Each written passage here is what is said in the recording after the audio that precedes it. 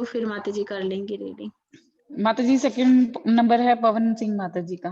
पवन सिंह माता जी, हरे कृष्णा, धन्यवाद प्रणाम माता जी, आप रीडिंग स्टार्ट कर दीजिए। माता जी यहीं से करना है ना, अपना वेश परिवर्तन करते हैं क्योंकि उस व्यक्ति 9.39 के बाद ऐसा पुरुष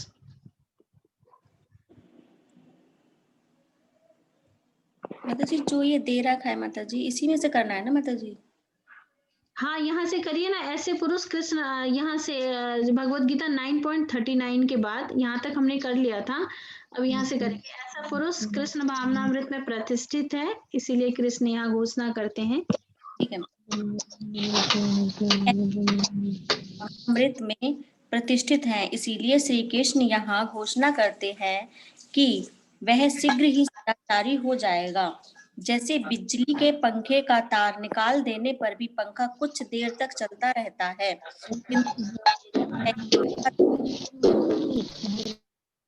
जो ही हम श्री कृष्ण के चरण कमलों की शरण ले लेते हैं, त्यों ही हम अपने सकाम कर्मों को बंद कर देते हैं।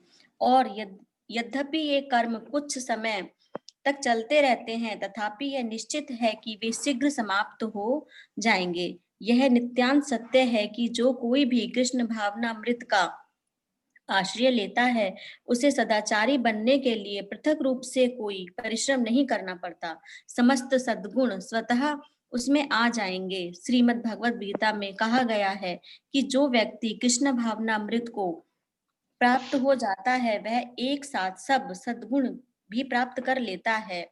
इसके विपरीत जो ईश्वर भावना भावित नहीं है, उसमें चाहे जो भी उत्तम गुण हो, वे सब व्यर्थ हैं, क्योंकि वह अवांछित कर्मों से को करने से किसी प्रकार नहीं रुकेगा। कृष्ण भावनामृत रहित व्यक्ति इस भौतिक जगत में अनाचार किए बिना रह ही नहीं सकता। हरि बोल, थैंक यू सो मच माता हरि जी। बोल। हरि बोल। हरि बोल। इसके बाद भी है, इसको भी हम ये पूरा कर लीजिए माता जी। जन्म कर्म च मे दिव्यम, इसको कंप्लीट कर लीजिए। स्क्रीन पे आ नहीं रहा माता जी। अच्छा ठीक है माता जी, थोड़ा सा ऊपर कर दीजिए इसको।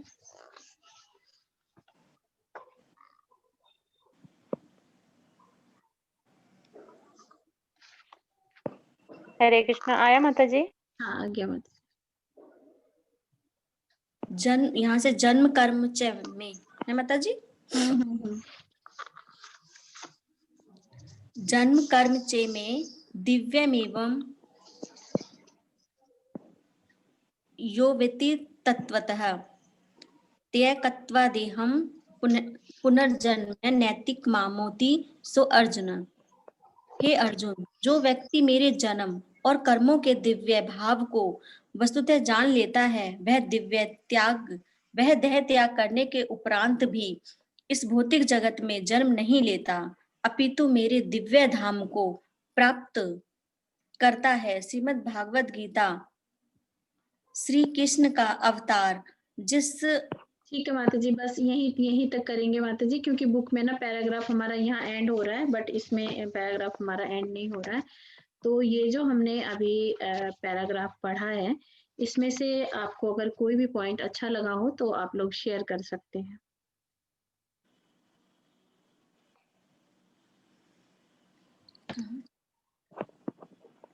कोई शेयर करना चाहेंगे?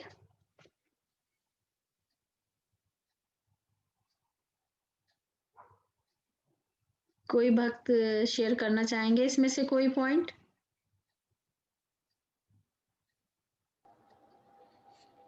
हरे कृष्ण माता जी। जी माता जी। धन्यवाद प्रणाम, सभी भक्तों को धन्यवाद प्रणाम।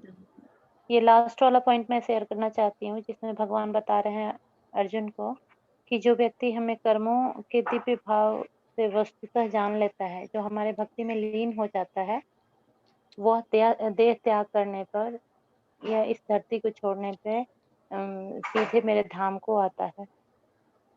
हरी बोल, थैंक यू सो मच माता जी, बहुत इम्पोर्टेंट हरि बोल। पॉइंट है। सुप्रिया माता जी, और अभी किसने रीडिंग किया था? पवन सिंह माता जी। पवन सिंह माता जी के 5 पॉइंट्स कर दीजिएगा और सुप्रिया माता जी आप अपने भी 5 पॉइंट्स लिख लीजिएगा। थैंक यू सो मच माता माता जी, मैंने माता जी के नाम पे पहले ही कर दिया था। थैंक यू माता जी। Thank you. Thank you. तो इस पैराग्राफ में मैं थोड़ा-सा बोलना चाहूँगी। माता जी कहीं से डिस्टर्बेंस आ रहा है, देख लीजिए कि कहाँ से आ रहा है। हरे कृष्णा माता जी। जी माता जी, हरे कृष्णा, दंडवत हाँ, प्रणाम माता जी। दंडवत प्रणाम माता जी। माता मैं जी, ये पॉइंट शेयर करना चाहता हूँ जो बिल्कुल, श्रीमद् बिल्कुल, भगवत में बिल्कुल। कहा गया है। श्रीमद् भगवत में कहा गया है जो व्यक्ति कृष्णामृत को प्राप्त हो जाता है वह साध में सब सद्गुण भी प्राप्त कर लेता है।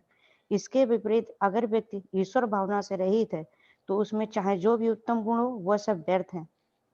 हरे कृष्ण माता जी। हरी बोल, थैंक यू सो मच माता जी, ये भी पॉइंट बहुत अच्छा है। हरी बोल। हरि बोल। Thank you. हरे कृष्णा माता जी। जी माता जी, मोहिनी माता जी शेयर करिए। हाँ, जी माता जी, मैं यहाँ पे ये शेयर करना चाहती हूँ कि इसमें ये महत्व बताया है कि जब हम कृष्ण भावनामृत होते हैं तो हमारे अंदर ना हम सदाचारी हो जाते हैं। जैसे पंखे का तार निकालो उसमें होता है, थोड़ी देर में वो रुक जाता है। माता जी डिस्टर्बेंस है पीछे से। कोई नहीं, आप बोल लीजिए। तो जैसे पंखे का तार निकाल दो तो कुछ देर में वो बंद हो जाता है, वैसे ही अगर हम कृष्ण भावनामृत में अगर कृष्ण भावनामृत में शरण नहीं लेते, वैसे ही हमारे अंदर भी मतलब जो अच्छे काम होते हैं ना वो हम नहीं कर पाते हैं। क्योंकि चाहे हम कितने ही सदाचारी क्यों ना हो, अगर हम कृष्ण भावनामृत में ना हो ना तो वो ज्यादा देर नहीं टिकते हैं हमारे अंदर। तो इसके अंदर ये चीज बताई गई है क्योंकि हमारी जो भौतिक जगत में ना ये हमारी दुर्बलता है कि हम ना दुष्कृत्य किए बिना ना रह नहीं सकते। तो ये चीज बताइए माता जी इसमें। हरे कृष्णा माता हरी जी। बोल, थैंक यू सो मच माता जी, बहुत अच्छे हरी से बोल। हरि बोल। थैंक यू माता जी। हरे बोल। और भी कोई बात शेयर करना चाहेंगे? माता जी मैं बोल बिल्कुल, बिल्कुल, बिल्कुल माता जी। मैं ये कह रही थी कि बोलिए तरुणा माता जी। हाँ जी मैं ये कह रही नितांत ये भगवान कह रहे हैं ये नितांत सत्य है कि जो कोई भी कृष्ण भावनामृत का आश्रय लेता है उसे सदाचारी बनने के लिए अलग से कोई भी परिश्रम नहीं करना पड़ता। उसमें समस्त सद्गुण स्वतः ही आ जाते हैं।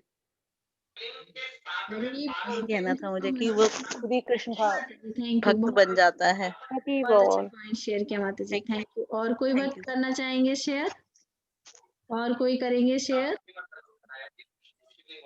अच्छा ठीक है, तो मैं इसमें से थोड़ा-सा बताना चाहूँगी। सुप्रिया माता जी थोड़ा-सा देख लीजिए कहीं से ना डिस्टरबेंस आ रहा है, कहीं किसी का माइक ऑन है।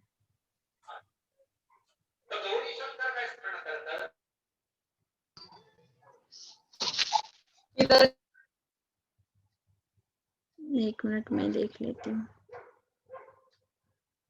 हो गया माता जी। थैंक यू माता जी। ठीक है, मैं 1 सेकंड। अच्छा, तो इस वाले पैराग्राफ में जैसे कि आप लोगों ने इसमें बहुत अच्छे से पॉइंट शेयर किया कि अगर कोई कृष्ण भावनामृत का आश्रय लेता है, तो वो धीरे-धीरे से उसके अंदर जितने भी मतलब सद्गुण हैं, वो अपने आप ही आने लगता है। तो यहाँ पे एक बहुत अच्छा एग्ज़ाम्पल दिया है, बिजली के पंखे का। है ना? कि जैसे हम कोई कहता है कि अब ये तो कृष्ण भक्ति करने लगे हैं, लेकिन फिर भी इनके अंदर ये बुराई है, ये कुछ ऐसे करते हैं, ये कुछ मतलब ये काम करते हैं, ये भक्त हैं, फिर भी ऐसा करते हैं, हमें देखने में लगता है कई बार। तो यहाँ पे बहुत अच्छे एग्ज़ाम्पल से समझाया है कि जैसे पंखा है, पंखा चल रहा है और हमने उसको उसका स्विच ऑफ कर दिया। तो जब हमने स्विच ऑफ किया, तो वो सडन बंद नहीं होता है। वो थोड़ी देर तक चलता ही थोड़ी देर क्यों काफ़ी देर तक घूमता ही रहता है धीरे-धीरे, धीरे-धीरे। तो इसी तरह से कृष्ण भक्ति है कि अगर हम कृष्ण भक्ति करते हैं, लेकिन जो सद्गुण है वो हमारे अंदर आने लगता है, लेकिन वही पंखे की तरह कि पूरी तरह से वो बंद नहीं होता है, पूरी तरह से आने बंद होने में उसको टाइम लगता है, जो हमारे अवगुण हैं, उसको पूरी तरह से जाने में टाइम लगता है। तो यहाँ पे पंखे के एग्ज़ाम्पल से बहुत अच्छे से समझाया है कि बिजली के पंखे का तार निकाल देने पर भी पंखा कुछ देर तक चलता रहता है, किंतु यह निश्चित है कि पंखा थोड़ी देर में अवश्य रुक जाएगा। तो उसी तरह से जो इसमें बता रहे हैं प्रभुपाद परपट में कि हम श्री कृष्ण के चरण कमल की अगर शरण लेते हैं तो हमारा जो हम सकाम कर्म करते हैं वो सकाम कर्म का बटन हम बंद कर देते हैं। लेकिन जो ये कुछ देर तक ये सकाम कर्म हमारे चलेंगे जस्ट लाइक पंखे की तरह, कि पंखा जैसे उसमें अभी भी वो है, गति में है पंखा और धीरे-धीरे वो बंद होगा। तो इसी तरह से जो हमारे सकाम कर्म है, अगर हम भक्ति में आए हैं तो वो धीरे-धीरे हमारा बंद हो जाएगा। उसके लिए हमें अलग से कोई भी मेहनत करने की ज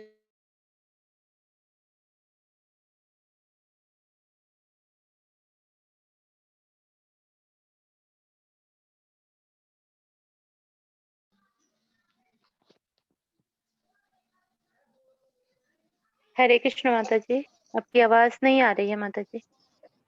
माता जी आपकी आवाज नहीं आ रही है।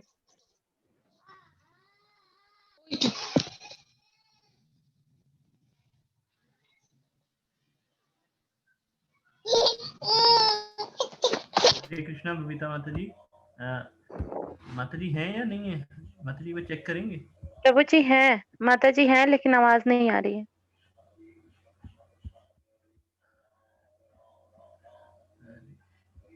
माता जी की आवाज नहीं आ रही है। अच्छा, अब चली गई माता जी। ओके ओके, तो ठीक है माता जी।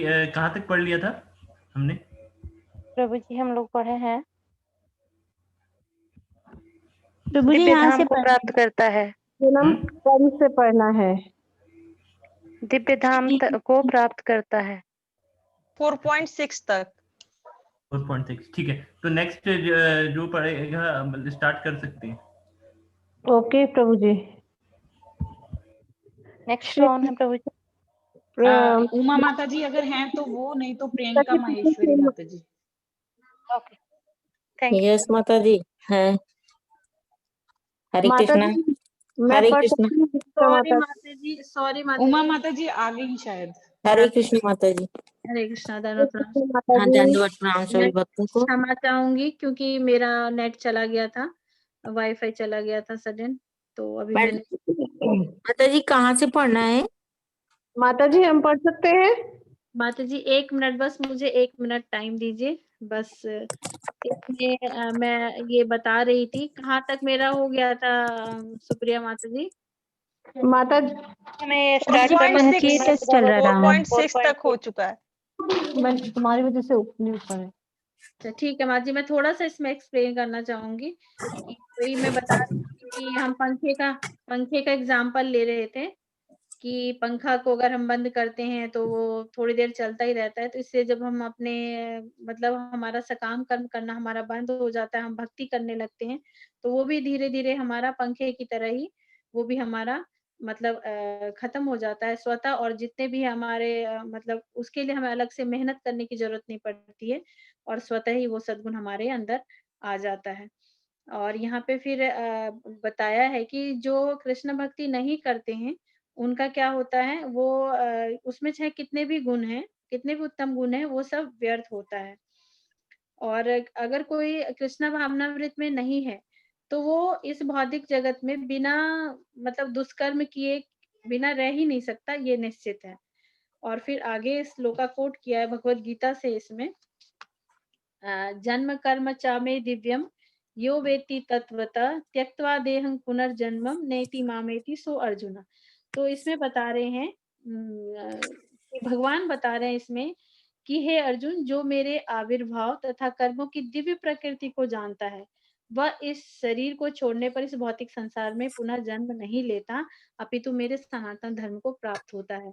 तो भगवान जब इसमें मतलब खुलेआम कह रहे भगवान, ये भी नहीं कि छुपा के बोला जा रहा है, डायरेक्ट भगवान भगवत गीता में कहते हैं कि हम अगर जो भी अगर भगवान को जानने की कोशिश करता है, तो उसको शरीर छोड़ने पे पुनः जन्म नहीं लेना पड़ता है, अपितु भगवान के धाम को वो जाता है। तो इसमें इस श्लोक के परपट में प्रभुपाद बहुत अच्छे से व्याख्या करते हैं कि भगवान के आविर्भाव के सत्य को समझ लेता है, वो इस भवबंधन से मुक्त हो जाता है और तुरंत भगवान के धाम लौट जाता है। तो ये विधि कितनी सरल है, कितना आसान है, भगवान ने कितना सरल कर दिया है हम जीव के लिए, हम जीवों के ऊपर कितनी दया की है कि अगर हम भगवान के बारे में जाने और भगवान की हम भक्ति करें और भगवान नाम का जप करें तो हमें इस संसार से जाना हमारे लिए बहुत आसान हो जाएगा, लौटना अपने धाम को लौटना बहुत आसान हो जाएगा। तो अब हम आगे पढ़ेंगे माता जी इसमें। माता जी मैं पढ़ सकती हूँ? हरे मेरा है कृष्णा माता जी, मैं पढ़ सकती हरे हूँ। कृष्णा। हरे माता कृष्णा माता जी। रितिका माता जी हैंड रेज किया हुआ है भक्तों ने, आपका भी टर्न आ जाएगा। माता जी बता देंगी, मोहिनी माता जी है ना। ओके माता, उम्मती वारी माता जी प्रेस करना हाँ, पड़ेगा। हरे कृष्णा माता जी। हरे कृष्णा धन्यवाद माता हरे कृष्णा पढ़ूं मैं माता जी? मैं पढ़ जी। सकती हूँ माता जी? बिल्कुल जी बिल्कुल आप शुरू कीजिए। हाँ, श्री कृष्ण, यहाँ से 4.9 के नीचे से वहीं से पढ़ना है। श्री कृष्ण का हाँ जी। अवतार, श्री कृष्ण का अवतार जिस उद्देश्य से होता है वह यहाँ और भी स्पष्ट किया गया है। जब श्री कृष्ण किसी विशेष उद्देश्य की पूर्ति के लिए आते हैं तो वे कुछ विशेष कर्म भी करते हैं। निसंदेह कतिपय दार्शनिक यह नहीं मानते कि भगवान स्वयं अवतार के रूप में आते हैं। वे कहते हैं कि इस निष्कृष्ट संसार में भगवान क्यों आने लगे, किंतु भगवत गीता में हमें कुछ और ही पता चलता है। हमें यह सदा स्मरण रखना चाहिए कि हम भगवत गीता को एक शास्त्र के रूप में पढ़ते हैं। अतः गीता में जो कुछ भी कहा गया है उसे मानना ही चाहिए, अन्यथा गीता पढ़ने का कोई अर्थ नहीं है। गीता में कृष्ण कहते हैं कि वे संसार में एक विशेष उद्देश्य से अवतरित होते हैं और उसकी पूर्ति के लिए वे कुछ विशेष कार्य भी करते हैं। उदाहरणार्थ हम देखते हैं कि कृष्ण अर्जुन के सारथी बनते हैं और कुरुक्षेत्र की भूमि पर अनेक कार्यों में संलग्न होते हैं। जैसे जब युद्ध छिड़ता है तो कोई व्यक्ति या राष्ट्र किसी दूसरे व्यक्ति का राष्ट्र के पक्ष का समर्थन करता है और पक्षपात दिखाता है, उसी प्रकार यहाँ कृष्ण की भी युद्ध भूमि में अर्जुन के पक्ष का समर्थन करते हैं। वास्तव में श्री कृष्ण किसी का पक्षपात नहीं करते, किंतु बाहर से ऐसा लगता है कि वे पक्षपात करते हैं। हमें इस पक्षपात को साधारण दृष्टि से नहीं देखना चाहिए। इस श्लोक में थैंक यू सो मच माता जी। हरि बोल माता जी के लिए थैंक यू माता जी। हरि बोल। हरि बोल। इस पैराग्राफ में कुछ पॉइंट अगर आप लोग शेयर करना चाहते हैं तो शेयर कर सकते हैं। इसमें क्या पॉइंट आपको बहुत अच्छा लगा?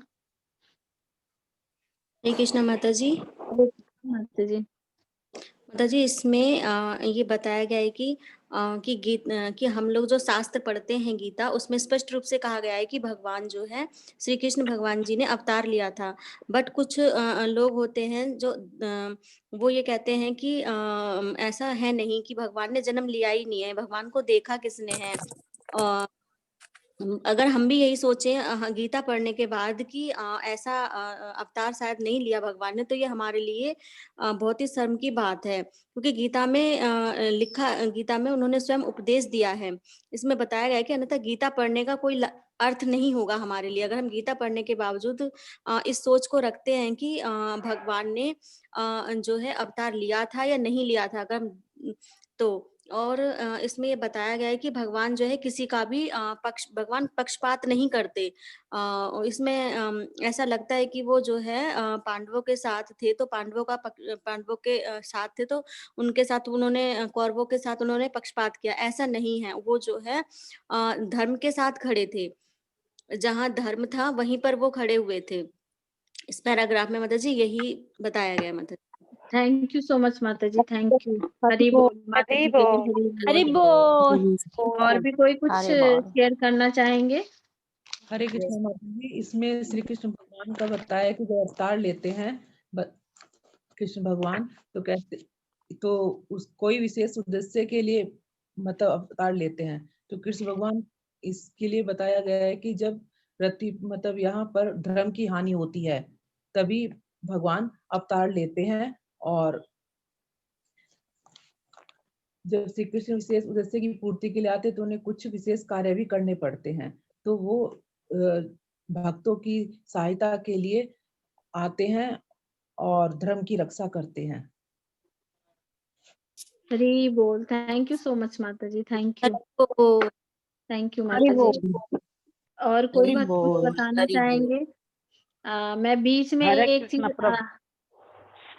यस माता जी, बोलिए माता जी। हाँ माता जी, ये भगवान कहते हैं कि जो व्यक्ति जन और कर्म से दिव्य भाव को जान लेता है, वो देह त्यागने के बाद भी इसी भौतिक जगत में नहीं आता, वो भी भगवत धाम को चला जाता है, दिव्य धाम को प्राप्त को करता है। राधा कृष्ण भगवान का किस होता है, जिस उद्देश्य से होता है माता जी, या कि जो व्यक्ति मेरे जन और कर्म के दिव्य भाव को जान लेता है, वो देखता है पर भागवत धाम को जाता है माता जी, जान लेता है माता जी। थैंक यू सो मच माता जी। तो हरि बोल। हरी बोल माता जी के लिए हम लोग ये बार बार सुन रहे हैं इस हरि चीज को, बोल, हरि बार बार हम लोग इस चीज बोल। को सुन रहे हैं कि हम भगवान के जन्म कर्म भगवान का दिव्य है, और अगर हम भगवान के बारे में जान लेते हैं और प्रयास करते हैं जानने का, तो हम भगवान के धाम में एक दिन जरूर जाएंगे।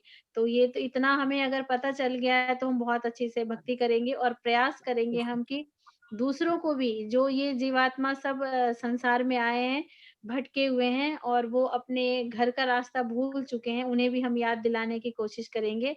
और हमारा गीता मैराथन चल रहा है अभी, जैसा कि आप लोगों को सबको पता है, गीता जयंती चल रही है, तो हम ज्यादा से ज्यादा लोगों को गीता देंगे, जिससे कि जैसे कि हमें किसी ने दिया और हम इस रास्ते पर आए, तो ऐसे ही दूसरों के लिए भी रास्ता बने और दूसरे भी इस चीज को जाने, और वो सब जो भी बिछड़ के आए हैं अपने माँ बाप से, तो वो सब अपने घर वापस जाएं।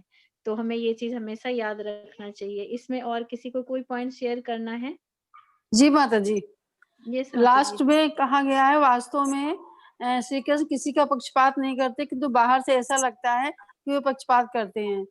तो ये सही है, ऐसा नहीं है कि आदमी जब किसी का प्रारब्ध होता है, अच्छा करके आता है और वो धर्म के साथ रहता है, तो भगवान अवतरित जरूर होते हैं और उसका साथ जरूर देते हैं, जैसे भगवान कृष्ण ने श्री अर्जुन का साथ दिया था। हरी बोल। Thank you so much. Hari बोल। हरि बोल। तिवारी माता जी गदाधर ग्रुप से हैं? जी माता जी। माता जी सुप्रिया माता जी, शशि तिवारी माता जी का लिख लीजिएगा, गदाधर ग्रुप से, ग्रुप भी लिख लीजिएगा माता जी। अच्छा, ग्रुप भी लिखना है माता जी? हाँ माता जी, ग्रुप भी लिख लीजिएगा, वो शॉर्ट में डाल दीजिएगा, ठीक है। तो इसमें क्या बता रहे हैं इस पैराग्राफ में कि जब भगवान का अवतरण होता है, भगवान जब अवतार लेते हैं, तो उनका कुछ पर्पस होता है। भगवान का अवतार लेने का पर्पस क्या होता है? आप लोग बताना चाहेंगे कि भगवान क्यों, किस उद्देश्य से आते हैं भगवान? जैसे कहा गया है जय माता जी, करने के लिए। जी माता जी, कहा गया है कि जब धर्म को बढ़ाने धर्म की हानि होती है तो भगवान अवतरित होते हैं और अधर्मियों का नाश करने के लिए, धर्म की रक्षा करने के लिए, बिल्कुल इसलिए जी उनका अवतार होता है। जी यदा माता जी। धर्मस्य ग्लानिर्भवति भारतः अभ्युत्थानम् अधर्मस्य तदात्मानं सृजाम्यहम्। बिल्कुल बिल्कुल माता जी, बहुत अच्छा श्लोक कोट किया आपने। और भगवान इसके लिए तो आते ही हैं, दुष्टों का संहार करने के लिए आते हैं, और धर्म की हानि होती है तो वहां पर आते हैं, और भक्तों को आनंद देने के लिए भी आते हैं। भगवान इतने ग्वाल को, गोपियों को, नंद यशोदा को, और देवकी वासुदेव जी को, सबको आनंद देने के लिए भी आए थे वो, और दुष्टों का संहार करने के लिए भी आए थे। और अर्जुन का रथ, अर्जुन के सारथी बन के रथ को हाँकने के लिए भी आए थे। तो भगवान के आने का बहुत सारा पर्पस होता है, और उसे हमें समझने के लिए इन चीजों को हमें पढ़ना होगा, भगवान के बारे में हमें जानना होगा। लेकिन जैसे कुछ लोग कहते हैं, दार्शनिक कहते हैं कि इस निकृष्ट संसार में भला भगवान क्यों आएंगे, लेकिन हमें भगवत गीता से ये पता चलता है कि हमें हमेशा भगवान का स्मरण रखना चाहिए और भगवत गीता को शास्त्र के रूप में पढ़ना चाहिए, और गीता में जो कुछ लिखा है उसे हमें मानना चाहिए। एक चीज हम इस चीज से सीख सकते हैं कि जैसे कि हम सड़क पे चलते हैं, ठीक है। तो सड़क पे अगर हम कार ड्राइव कर रहे हैं, चाहे बाइक चला रहे हैं, चाहे हम पैदल जा रहे हैं, तो उसका भी एक कानून होता है कि हमें हमेशा लेफ्ट साइड में चलना है, ठीक है। और अगर हम लेफ्ट साइड में नहीं चलते हैं तो क्या होता है हमारे साथ, हमारा चालान कट जाता है ना, हमारा चालान कट जाता है। तो जी माता जी। ये भी तो कानून बना हुआ है ना, ये इस संसार में, भौतिक संसार में ये कानून बना हुआ है कि हम छोटी सी गलती करते हैं तो उसकी हमें सजा मिलती है। तो क्या ये भगवान के घर में कानून नहीं होगा कि अगर हम कुछ गलती करेंगे तो हमें उसकी सजा नहीं मिलेगी? बिल्कुल तो मिलेगी माता जी।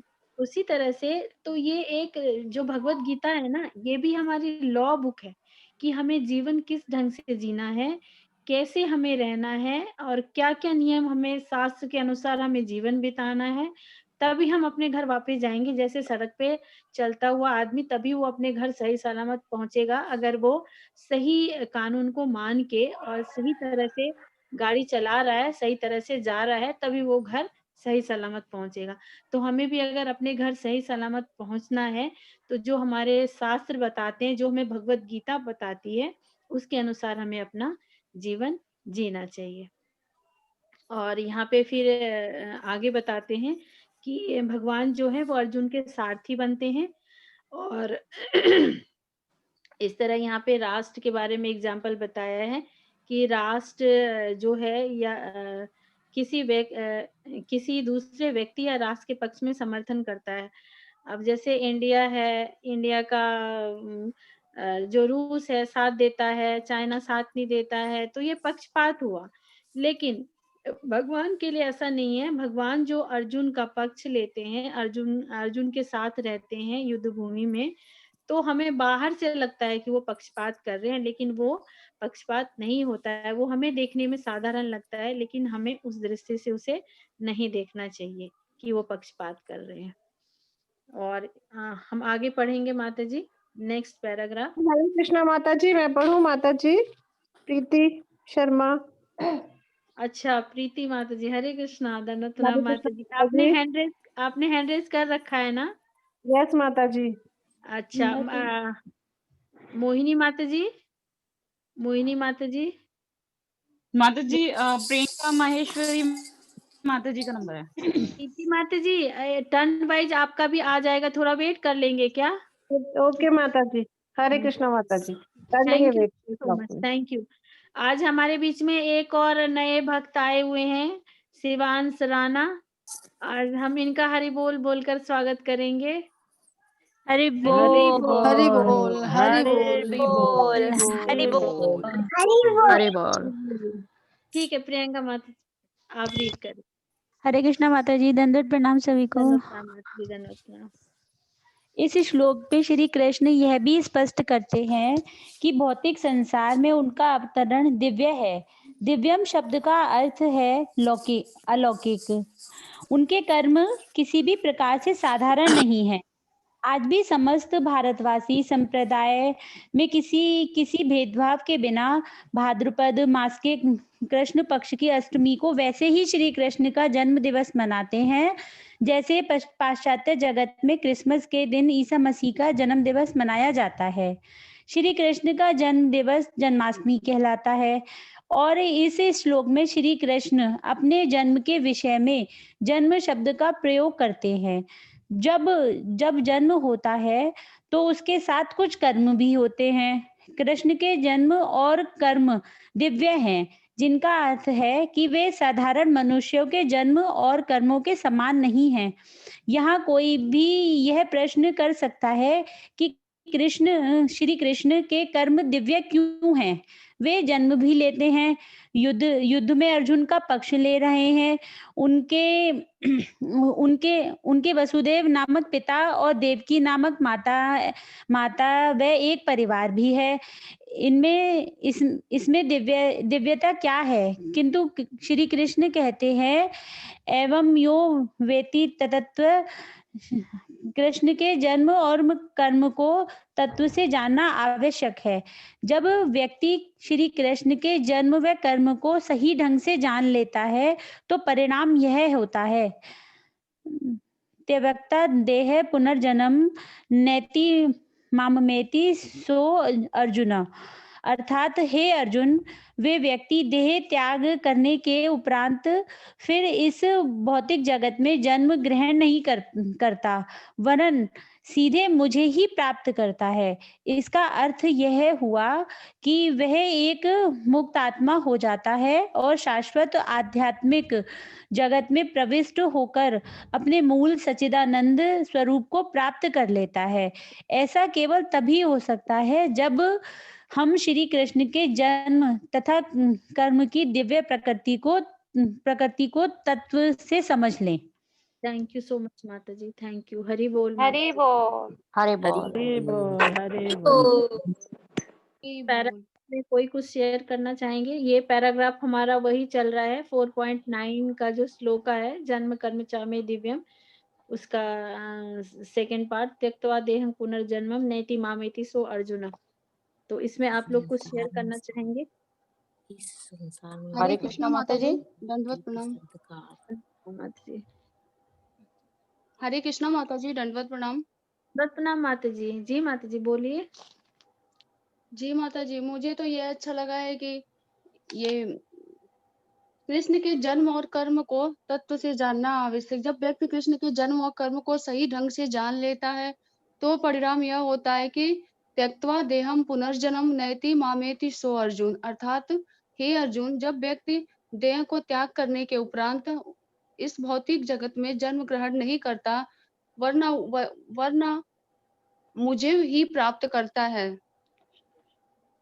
और वो मेरी शरण में आ जाता है। माता जी थैंक यू सो मच माता जी। हरि बोल। माता जी के लिए हरि हरि बोल, हरि हरि बोल। बोल। हरि बोल। सुप्रिया माता जी, आप लिख रही है ना माता जी? जी माता जी, मैं लिख रही हूँ। जी माता जी, प्रियंका महेश्वरी माता जी गदाधर ग्रुप की हैं। हाँ जी माता जी। जी थैंक यू माता जी। हरे कृष्णा माता जी। और कोई? हरे कृष्णा माता जी। हरे कृष्णा। जी माता जी। हरे कृष्णा माता जी। माता जी में जो है इसमें जैसे ये बताया गया है कि संसार में उनका अवतरण दिव्य है। दिव्य का अर्थ है अलौकिक। उनके कर्म किसी भी प्रकार से साधारण नहीं है, अर्थात वो जो भी करते हैं मतलब श्री कृष्ण भगवान जी जो भी करते हैं वो साधारण मनुष्य नहीं कर सकता। आज भी समस्त भारतवासी संप्रदाय के किसी भेदभाव के बिना भाद्रपद मास के कृष्ण पक्ष की अष्टमी को वैसे ही कृष्ण का जन्मदिन मनाते हैं जैसे पाश्चात्य जगत में क्रिसमस के दिन ईसा मसीह का जन्मदिन मनाया जाता है। इसमें श्री कृष्ण भगवान जी ये बताना चाह रहे हैं कि जो पक्षपात की बात कही गई थी कि आज भी लोग जो है जैसे कृष्ण जैसे कि ईसा मसीह का जन्मदिन मनाते हैं क्रिश्चियन लोग, ठीक उसी प्रकार से जो सनातन धर्म के लोग हैं वो श्री कृष्ण के जन्मदिन को भी उसी प्रकार से धूमधाम से मनाते हैं। इसमें कोई भी पक्षपात नहीं है। और इसमें ये भी बताया है कि श्री कृष्ण का जन्म दिव्य जन्माष्टमी कहलाता है। इस श्लोक में श्री कृष्ण अपने जन्म के विषय में जन्म शब्द का प्रयोग करते हैं। जब जन्म होता है तो उसके साथ कुछ कर्म अनिवार्य हैं। कहने का तात्पर्य यह है कि श्री कृष्ण भगवान जी इसमें बता रहे हैं कि उन्होंने जब पृथ्वी पर जन्म लिया तो एक मनुष्य की भांति जन्म लिया। जब उन्होंने मनुष्य की भांति जन्म लिया तो उन्हें कर्म करना भी बहुत जरूरी था। जैसे कि हम लोग भी हैं, हम अपना जन्म लेते हैं तो हम भी कोई ना कोई कर्म अवश्य करते हैं।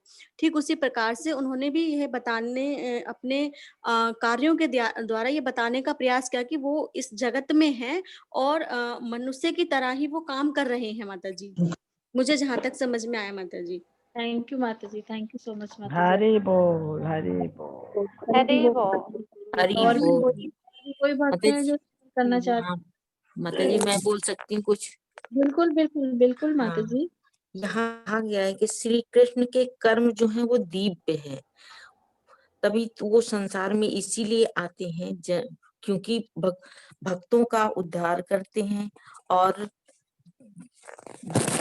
कष्टों का निवारण वही आकर के करते हैं। और जिस प्रकार से अर्जुन के कष्टों का निवारण किया था उन्होंने, यहाँ पे ये इस पैराग्राफ में पूरे में जो पहले पैराग्राफ दे रखा उसमें ही ये भी बताया गया है इसमें कि अर्जुन का साथ देते हैं। वो पक्षपात तो किसी के साथ किया नहीं उन्होंने।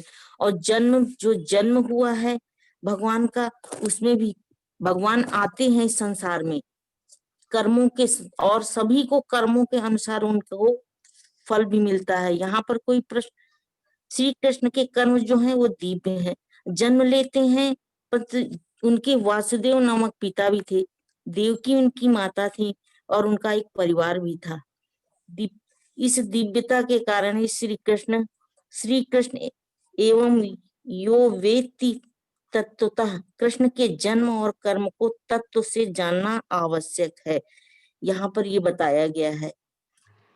थैंक यू माता जी, थैंक यू सो मच। माता जी के लिए बिग हरी बोल। और कोई हरी कुछ बोल। और कोई कुछ शेयर करना चाहेंगे? ठीक है, तो हम फिर आगे बढ़ते हैं इसमें। जैसे कि इसमें बता रहे हैं कि प्रभुपाद परपट में कि पाश्चात्य जगत के बारे में बताया है कि जिस दिन जीसस का जन्म दिवस मनाया जाता है, क्रिसमस होता है उस दिन, और भगवान का जन्म दिवस जन्माष्टमी कहलाता है। और यही श्लोक चल रहा है हमारा 4.9 का, कि जो भगवान का जन्म है और भगवान का जो कर्म है, ये दोनों ही दिव्य है। और ये हमारे जैसे कर्म नहीं है, ये साधारण नहीं है।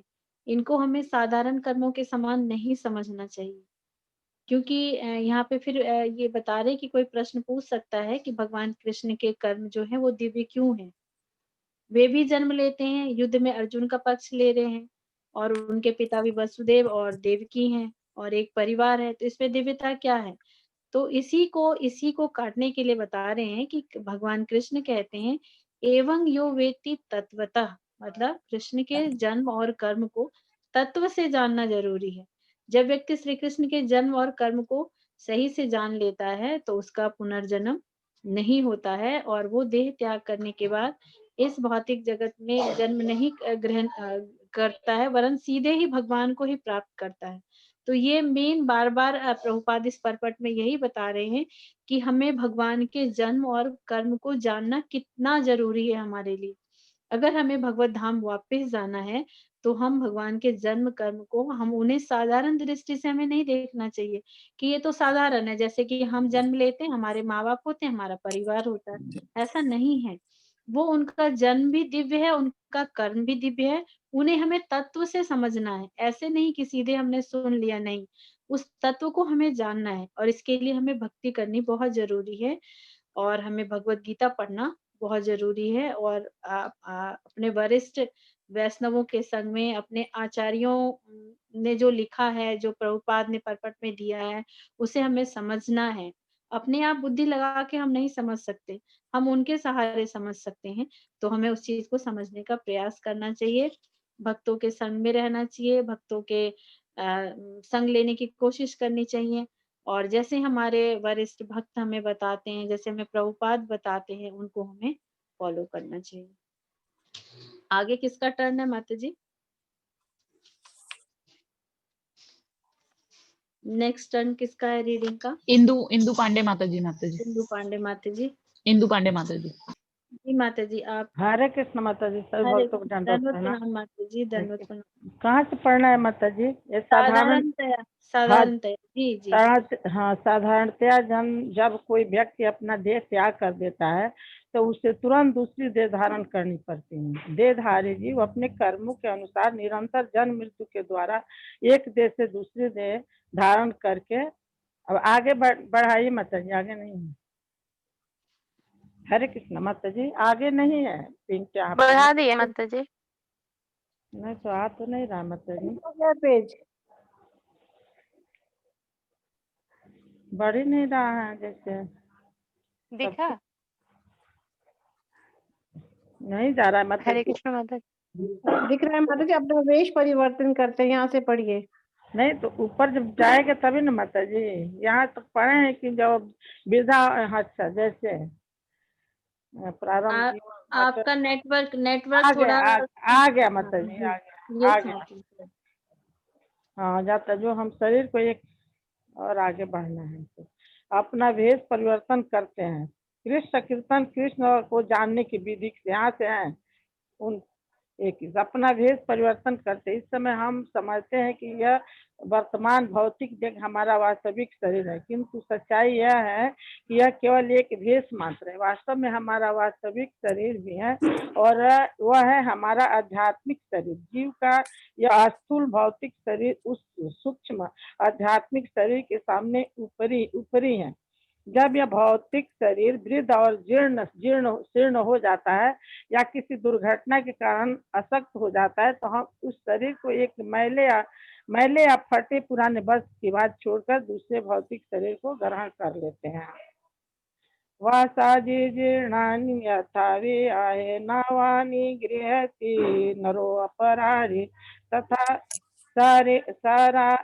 शरीरादि विहाय जीर्णान्यानि सयाति नवानि देहि। जैसे कोई पुराने वस्त्र को त्याग कर नए वस्त्र धारण करता है, उसी प्रकार आत्मा भी पुराने शरीर को त्याग कर नए भौतिक शरीरों में चला जाता है। Shri Bhagwat thank you so much माता जी, थैंक यू माता जी। हरि बोल। माता जी ने बहुत हरि अच्छे से बोल। रिसाइट किया।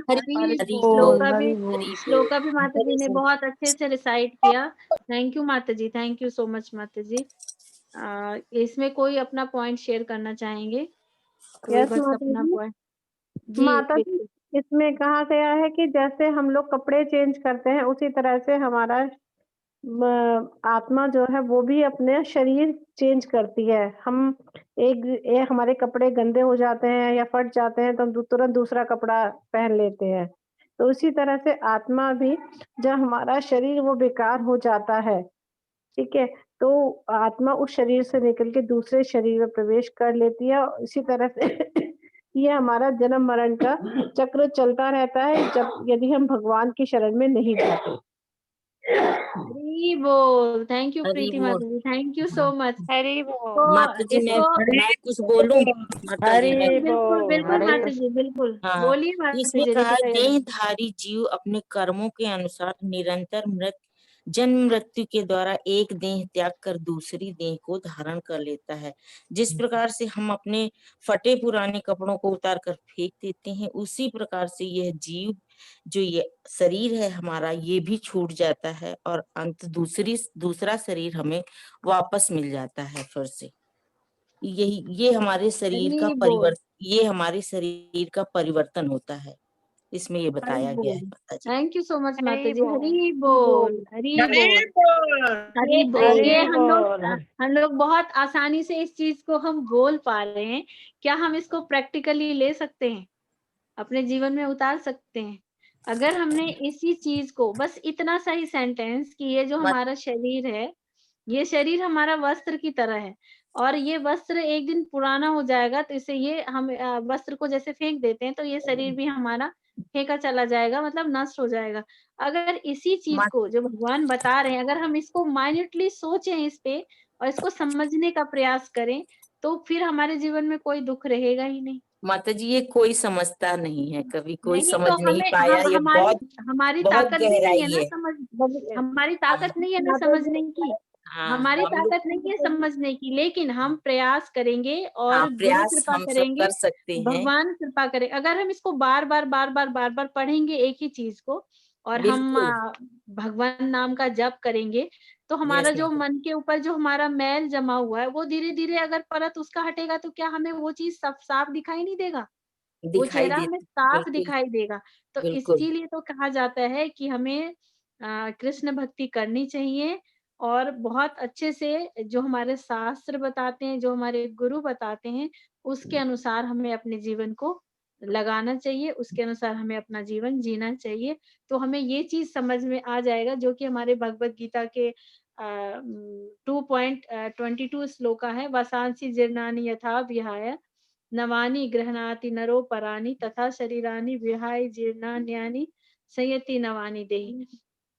यही श्लोक अगर हम बार बार पढ़ें और बार बार हमारे दिमाग में ये चीज आए कि ये जो हमारा शरीर है एक वस्त्र के समान है और इसे हमें छोड़ना होगा, और ये अगर पुराना होगा, तो जब हम कपड़े को छोड़ने में हमें कोई दिक्कत नहीं होती है, तो इस शरीर को छोड़ने में क्या दिक्कत होगी? इस शरीर को भी छोड़ेंगे हम।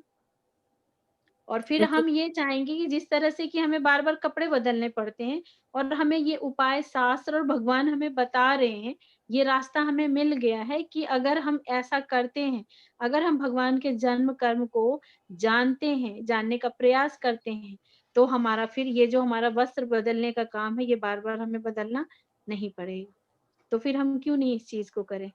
तो यही बार-बार भगवान माता इसमें जी, भगवद एक गीता में। एक बात पूछना चाहूंगी माता जी यहाँ पर हम। जी, जी, जी, पूछिए। माता जी, जैसे शरीर होता है तो शरीर में हम उसका फेस पहचानते हैं कि ये फेस है, ठीक है। मतलब कपड़े को हम पहचानते हैं कि ये कपड़ा हमसे बिलोंग करता है या हमसे संबंध रखता है, हमारे किसी भी रूप में हो सकता है, भाई बहन के रूप में, किसी रिश्तेदार के रूप में, है ना।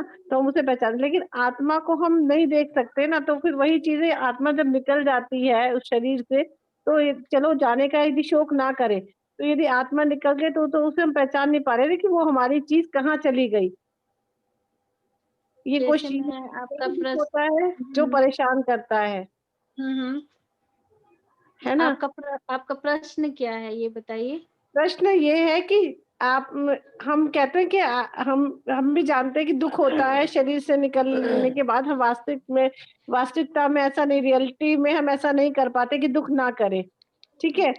लेकिन कपड़े नए मिलने पे हमें खुशी होती है, ठीक है। लेकिन जब हमारा शरीर निकलता है तो हमें बहुत दुख निकलता है, चाहे वो हमारा हो या हमारा किसी नियर एंड डियर का हो। तो मेरा प्रश्न तो यही है, हाँ, क्योंकि दुख तो तो, यदि दुख हमें उस कंडीशन में नहीं होगा, यदि हमें पता है कि ये आत्मा यहाँ से निकल के इसने इस कपड़े को पहन लिया, इस शरीर को पहन लिया है, तो वो उसका सॉल्यूशन क्या है?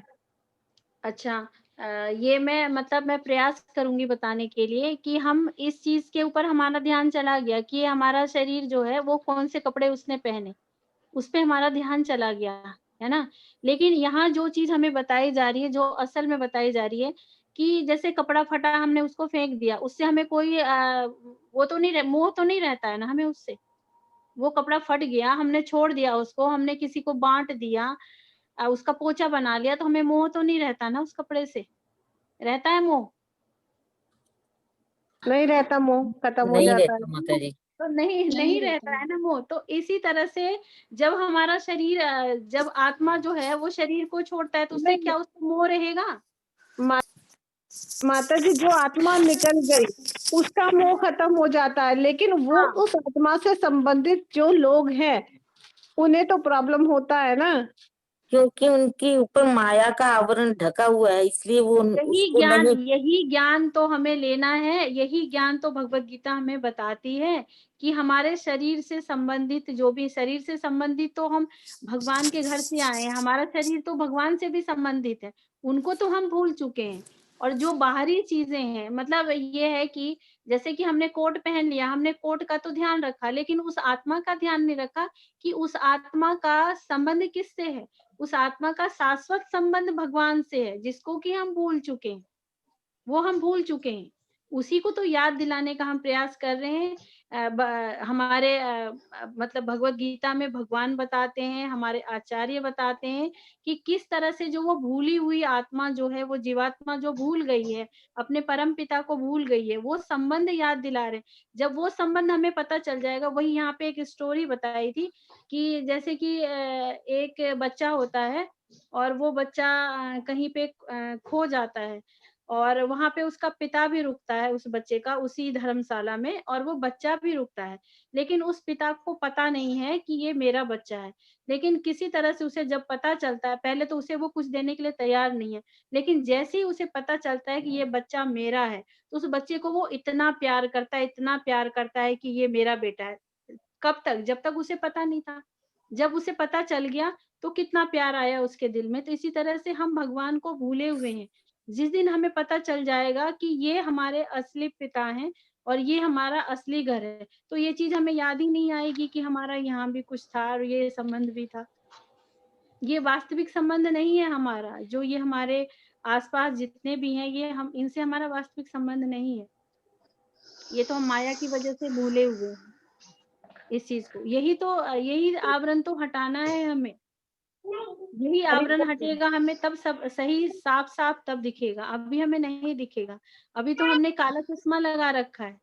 काला चश्मा जिस दिन हम हटाएंगे उसी दिन हमें साफ दिखेगा। और वो कैसे संभव है? वो हमारे संभव है हरे कृष्णा कृष्णा कृष्णा हरे हरे, हरे राम राम राम हरे हरे। इसीलिए तो ये महामंत्र है, इसीलिए कलयुग में ये महामंत्र हमें महाप्रभु ने दिया है कि जो हमने जो असल में जो हमारा संबंध है हम उसको भूल चुके हैं, और जो जिनसे हमारा संबंध नहीं है उनसे हम संबंध बनाने की कोशिश कर रहे हैं, जो टिकने वाला नहीं है, वो रहने वाला नहीं है। कितनी भी हम कोशिश करेंगे वो नहीं रहेगा। और किसने देखा है कि जो मतलब जिनको हम छोड़ के चले गए वो मतलब कितना हमसे प्यार करते हैं, वो वास्तव में हमसे प्यार करते हैं? जो हमारे आसपास लोग हैं क्या वास्तव में हमें प्यार करते हैं? आज हमारे घर में किसी की डेथ हो जाए और कोई हमें कहे कि आप इसके साथ मर जाओ, तो हम में से कौन जाएगा? चाहे कितना भी बड़ा कैसा भी प्यारा हो, चाहे बेटा हो चाहे पति हो, कि आप चले जाओ उसके बदले, कौन जाने के लिए तैयार होगा? तो वो प्रेम तो हमारा वहीं खत्म हो जाता है। जी हरि बोल। मैं कुछ अगर हरि दे हरि पाऊँ बोल। भगवान से, मैंने प्रयास किया है हरि बोल। मैंने प्रयास किया है देने के लिए, हरे और कृष्ण मैं माता जी फिर बहुत अच्छा समझाई है माता जी। बहुत मैंने प्रयास किया है प्रीति माता जी, मैंने माता जी बहुत अच्छा समझाया, समझ आ गया। मेरा तो अब कोई क्वेश्चन रहा नहीं है, आप बहुत अच्छा एक्सप्लेन करती है। प्रश्न होगा तो और भी भक्त हैं, वरिष्ठ भक्त, जिनसे मैं आपको बात करवा दूंगी, तो आप उनसे पूछ लीजिएगा। ठीक है, आगे बढ़ रहे हैं हम। माता जी मेरा एक प्रश्न है। माता जी थोड़ा हम रीडिंग कर ले, फिर हमारा ये चैप्टर भी रह जाएगा। आप अपने प्रश्न नोट करके रख लीजिए, हम लास्ट में ले लें क्या? ले लें क्या? मैं ओके क्षमा, माता जी, नो प्रॉब्लम माता जी, नो प्रॉब्लम। चैप्टर हमारा ना उस दिन भी पूरा नहीं होगा, आज भी काफी टाइम हो गया, थोड़ा हम जल्दी इसको लेंगे। ठीक है माता जी, फिर बाद में प्रश्न लेती हूँ, मैं थोड़ा टाइम दूंगी आपको प्रश्न के लिए, और मैं प्रश्न का उत्तर देने का प्रयास। ठीक है, नो प्रॉब्लम माता जी। ओके, थैंक यू माता जी। आगे किसका माता जी रीडिंग? प्रियंका माहेश्वरी माता जी तो पढ़ चुकी है ना? हाँ शायद पढ़ चुकी। Now I can read. Next Ritika Yadav माता जी का टर्न है माता जी। हरे कृष्णा माता जी। हरे कृष्णा माता जी। करिए आप। हाँ माता जी। जैसे कोई पुराने वस्त्रों का त्याग करके नए वस्त्र धारण करता है, उस प्रकार यह आत्मा भी पुराने शरीरों को त्याग कर नए भौतिक शरीर में चला जाता है। भगवत गीता 2.22। प्रारंभ में जीव का शरीर एक मटर के दाने जितना होता है, फिर वह क्रमशः शिशु, बालक, किशोर, तरुण, प्रौढ़ और वृद्ध होता हुआ अंत में आसक्त और व्यर्थ होकर उस दूसरा शरीर बदल लेता है। अतः शरीर निरंतर परिवर्तित होता रहता है, और मृत्यु तो हमारे वर्तमान शरीर का अंतिम परिवर्तन मात्र ही है। देहिनोऽस्मिन् यथा देहे कौमारं यौवनं जरा, तथा देहांत प्रार्थी धीरेस्तत्र नामोहाति। जैसे देहधारी जीवात्मा को इस शरीर में क्रमशः कुमारावस्था, युवा अवस्था और वृद्धावस्था की प्राप्ति होती है, वैसे ही मृत्यु होने पर अन्य देह की प्राप्ति भी होती है। धीर व्यक्ति ऐसे परिवर्तन से मोहित नहीं होता। भगवत गीता 2.13। शरीर के बदल जाने पर भी शरीर में रहने वाला जीव वहीं रहता है। यद्यपि बालक युवक हो जाता है, तथापि उसके शरीर में रहने वाली जीवात्मा नहीं बदलता। ऐसा नहीं है कि जीवात्मा तो उस शरीर में बालक के रूप में था, वह कहीं चला गया है। आधुनिक चिकित्सा विज्ञान भी स्वीकार करता है कि यह भौतिक शरीर निरंतर बदलता रहता है। जैसे मनुष्य इस परिवर्तन से चिंतित नहीं होते, वैसे ही ज्ञानी पुरुष इस शरीर के अंतिम परिवर्तन से अर्थात मृत्यु के समय भी उद्विग्न नहीं होते। परंतु जो मनुष्य वस्तु स्थिति को यथार्थ रूप में नहीं समझता, वह शोकाकुल होता है। भौतिक दशा में वह सदा देहांतरण करते रहते हैं। यही हमारी व्याधि है। ऐसा नहीं है कि हम सदा मनुष्य शरीर को प्राप्त करते हैं। अपने कर्मानुसार कभी हम पशु शरीर या देव शरीर भी पा सकते हैं। पद्म पुराण के मतानुसार जीवों को 84 लाख योनियां हैं। मृत्यु के उपरांत हमें इनमें से कोई भी योनि प्राप्त हो सकती है, किंतु श्री कृष्ण आश्वासन देते हैं कि जो व्यक्ति उनमें जन्म और कर्म के रहस्य को तत्वतः जानता है वह जन्म मृत्यु के इस चक्र से छूट जाता है। श्री कृष्ण के जन्म और कर्म का कोई व्यक्ति तत्व से किस प्रकार समझ सकता है, इसका उपाय भगवत गीता के 18वें अध्याय में बताया गया है। हरे कृष्ण। हरी बोल। थैंक यू सो मच माता जी। जैसा कि हम इसमें देख रहे हैं कि बार बार मतलब परपट में प्रभुपाद यही बता रहे हैं कि जो भगवान के दिव्य जन्म और कर्म को समझ लेता है, उसके रहस्य को तत्वतः जान लेता है, वह उस जन्म मृत्यु के चक्र से छूट जाता है। और यहाँ पे स्टार्टिंग में यहाँ से बताया है कि जैसे कि हमारा शरीर बनने की जो प्रक्रिया है माँ के गर्भ में, सबसे पहले वो मटर के दाने के बराबर होता है, फिर वो शिशु बनता है, फिर बालक बनता है, फिर किशोर होता है, फिर तरुण होता है, प्रौढ़ होता है, वृद्ध होता हुआ अंत में जब वो शरीर काम करना बंद कर देता है और अशक्त और व्यर्थ होकर फिर वो दूसरा शरीर लेता है। तो ये जो शरीर में परिवर्तन होता है, तो ये परिवर्तन, मृत्यु तो हमारे वर्तमान शरीर का अंतिम परिवर्तन है। तो मृत्यु को हमें समझना होगा कि ये मृत्यु क्या है। मृत्यु जो है ये हमारे शरीर का परिवर्तन मात्र है। जैसा कि इस श्लोक में बताया है 2.13 में, देहिनस्मिन् यथा देहे कौमारम यौवनम जरा तथा देहांतर प्राप्ति धीरस्तत्र न मुह्यति। ये भगवत गीता का 2.30। ये जितने श्लोक हमारे आ रहे हैं ना, ये सारे मतलब भगवत गीता से लिया हुआ है। तो इसमें इस श्लोका के परपट में बता रहे हैं प्रभुपाद कि जो जीव है, जीव एक व्यष्टि आत्मा है। वह हमेशा अपना शरीर बदलते रहता है, कभी युवा, कभी बालक, कभी युवा, कभी वृद्ध में। लेकिन आत्मा जो है, आत्मा वो हमेशा एक ही रहती है, उसमें कोई परिवर्तन नहीं होता है। और ये जो व्यष्टि आत्मा है, मृत्यु होने पर एक शरीर से छोड़ के, एक शरीर को छोड़ के दूसरे शरीर में उसका देहांतर हो जाता है। और ये निश्चित है कि अगले जन्म में उस आत्मा को शरीर लेना ही लेना है। वो ऐसा नहीं है कि वो शरीर जो है वो सिर्फ मनुष्य का होगा, किसी का भी शरीर हो सकता है वो। तो कह रहे हैं इसमें कि ये जो है इसके लिए हे अर्जुन, अतः अर्जुन के लिए ना तो भीष्म ना द्रोण के लिए कोई शोक करने का कोई, जो अर्जुन समझ नहीं रहे थे तो भगवान उनको यही समझा रहे हैं कि ये शरीर जो है, ये शरीर तो छोड़ना ही है और इसके लिए शोक क्यों करना। ये पुराना शरीर बदलकर नया शरीर मिलेगा और नई शक्ति मिलेगी। तो ऐसा शरीर परिवर्तन से जीवन के किए कर्म के अनुसार नाना प्रकार के सुख भोग या कष्टों का लेखा जोखा होता है कि जिस तरह के हमने कर्म किए हैं उस तरह का हमें शरीर मिलेगा। इस वाले श्लोका में ये बता रहे हैं। तो फिर कह रहे हैं कि दोनों दशाओं में किसी को इसके लिए शोक करने का कोई कारण ही नहीं होना चाहिए। और जिस मनुष्य को व्यष्टि आत्मा, परमात्मा और भौतिक तथा आध्यात्मिक प्रकृति का पूर्ण ज्ञान होता है, जिसको सब कुछ इसके बारे में पता होता है कि आत्मा क्या है, परमात्मा क्या है और भौतिक और आध्यात्मिक प्रकृति क्या है, इसके बारे में जो जान लेता है वो धीर पुरुष कहलाता है। और ऐसा मनुष्य कभी भी शरीर परिवर्तन के द्वारा वो ठगा नहीं जाता है, कभी भी उसको इस चीज से दुख नहीं होता है।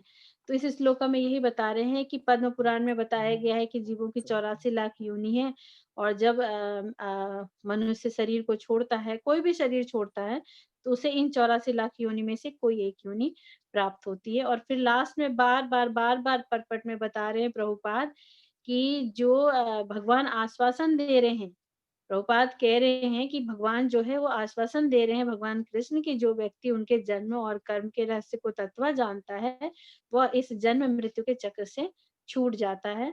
और भगवान के जन्म कर्म को कोई व्यक्ति तत्व से किस प्रकार समझ सकता है, इसका भी उपाय है। इसका उपाय भगवत गीता के 18वें अध्याय में बताया गया है। नेक्स्ट रीड करेंगे माता जी, क्योंकि चैप्टर काफी बड़ा है तो मुझे थोड़ा इसको नेक्स्ट माता जी बबीता शर्मा। हरे कृष्ण माता जी। हरे कृष्ण जी। माता जी मेरा नेटवर्क चला गया था, स्क्रीन दिख रहा है क्या? हाँ स्क्रीन तो दिख रहा है, सबको दिख रहा है ना स्क्रीन? यस माता जी। जी ओके माता जी। बबीता शर्मा माता जी, नेक्स्ट आपका है बबीता शर्मा माता जी। हरे कृष्ण माता जी, दंडवत प्रणाम सभी दंडवत प्रणाम माता जी। कि श्रीमद् भागवत गीता के 18वें अध्याय में बताया गया है, भक्ताया मामी जानती तत्वत ततो मां तत्वतो ज्ञात्वा विश्यते तदंतरम। मैं जितना और जो हूँ उसे केवल भक्ति द्वारा ही जाना जा सकता है, और मुझे भक्ति द्वारा तत्व से जानने के उपरांत मनुष्य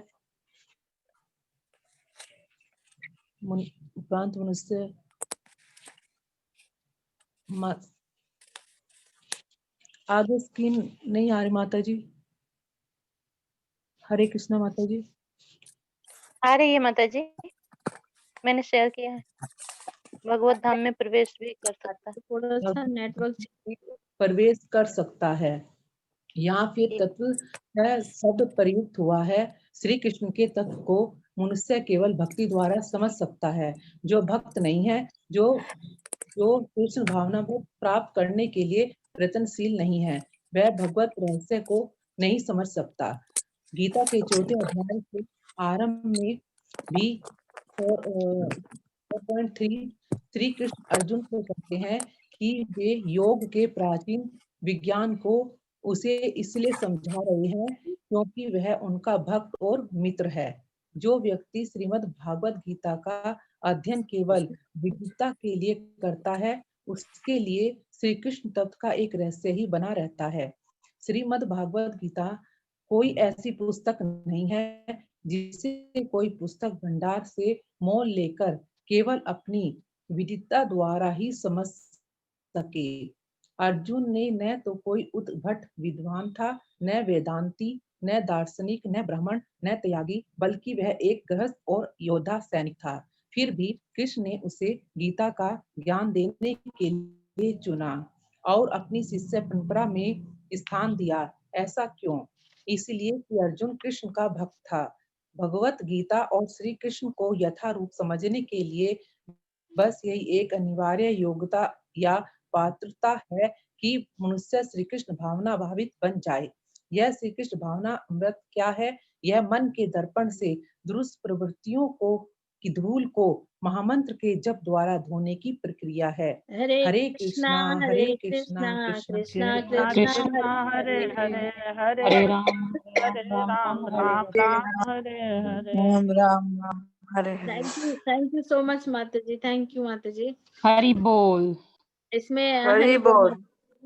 बहुत अच्छा पॉइंट है, इसमें बहुत ही अच्छा पॉइंट है। सारा सार धीरे धीरे हमारे पास सारा रहस्य खुलता जा रहा है कि हमें क्या करना चाहिए। कोई शेयर करना चाहेंगे इसमें पॉइंट? जी माता जी। हरे कृष्णा माता जी। जी हरे कृष्ण। जी माता जी।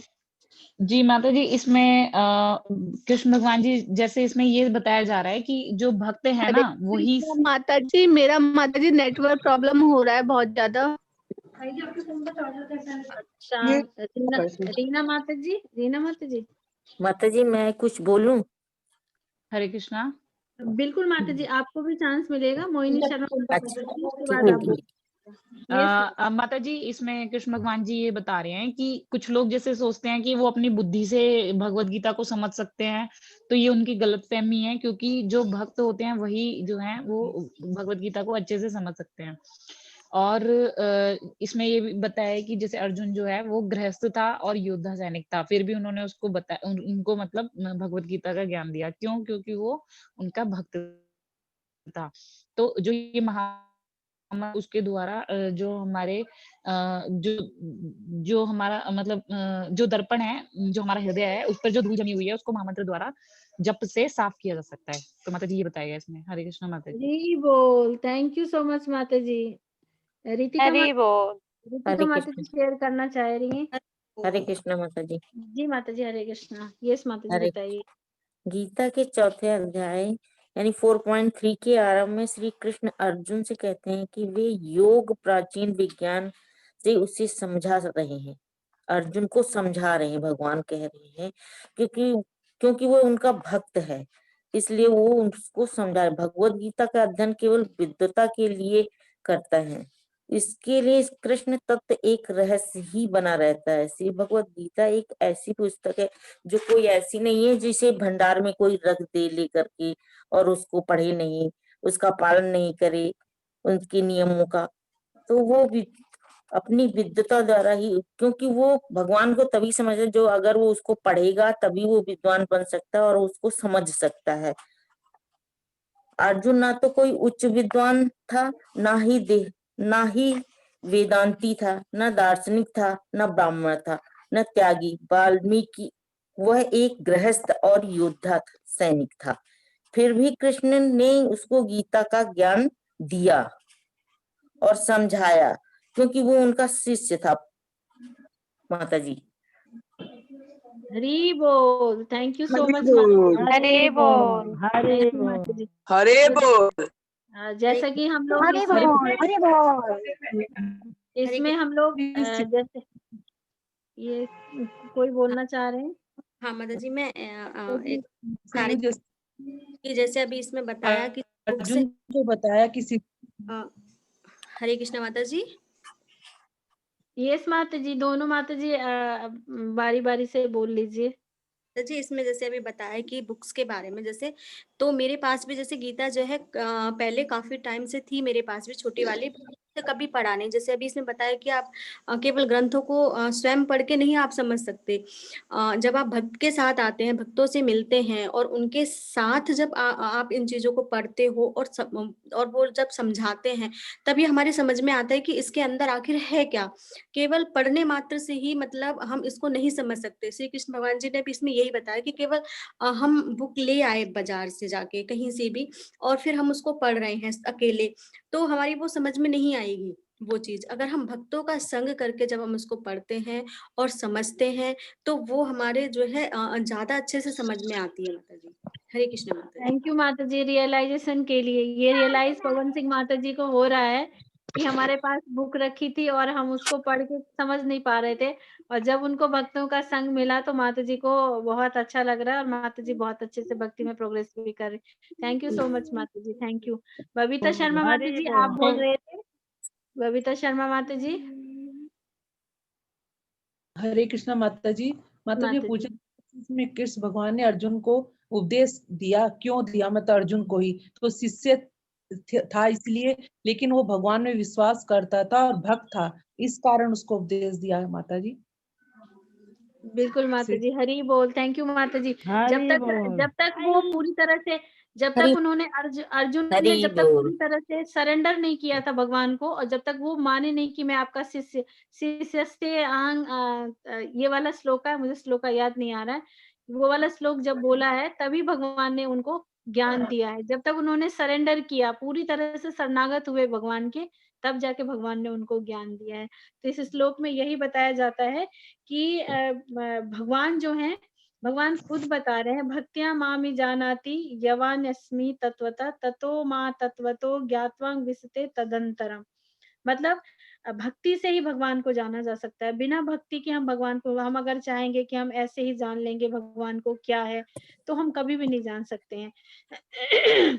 तो भगवान को समझने के लिए हमें सबसे पहले हमें जरूरी है कि हम भगवान की भक्ति करें, जैसे कि स्पष्ट इसमें बताया गया 18.55 श्लोक कोट किया यहाँ पे प्रभुपाद ने, और बता रहे हैं कि कैसे जानेंगे, तत्वतः जानेंगे। यहाँ पे तत्वतः शब्द प्रयुक्त हुआ है कि भगवान का जो श्री कृष्ण के जो विज्ञान को मनुष्य केवल भक्त बनकर समझ सकता है। जो भक्त नहीं है और कृष्ण भावनामृत प्राप्त करने के लिए प्रयास भी नहीं करता है, वह भगवत रहस्य को कभी समझ ही नहीं सकता। यहाँ पे बता रहे हैं इसमें प्रभुपाद परपट में कि गीता के जो 4.3 श्लोक के आरंभ में ही भगवान कृष्ण अर्जुन को कहते हैं कि योग के प्राचीन विज्ञान को उसे समझा रहे हैं। क्यों समझा रहे हैं? क्योंकि वो भक्त भी हैं और भगवान के मित्र भी हैं। तो जो व्यक्ति भगवत गीता का अध्ययन केवल विद्वता के लिए, कि मुझे नॉलेज हो जाएगी मैं इसलिए पढ़ रहा हूँ, उसको पढ़ता है, तो उसके लिए भगवान रहस्य ही बने रहते हैं, कभी वो नहीं समझ पाता है।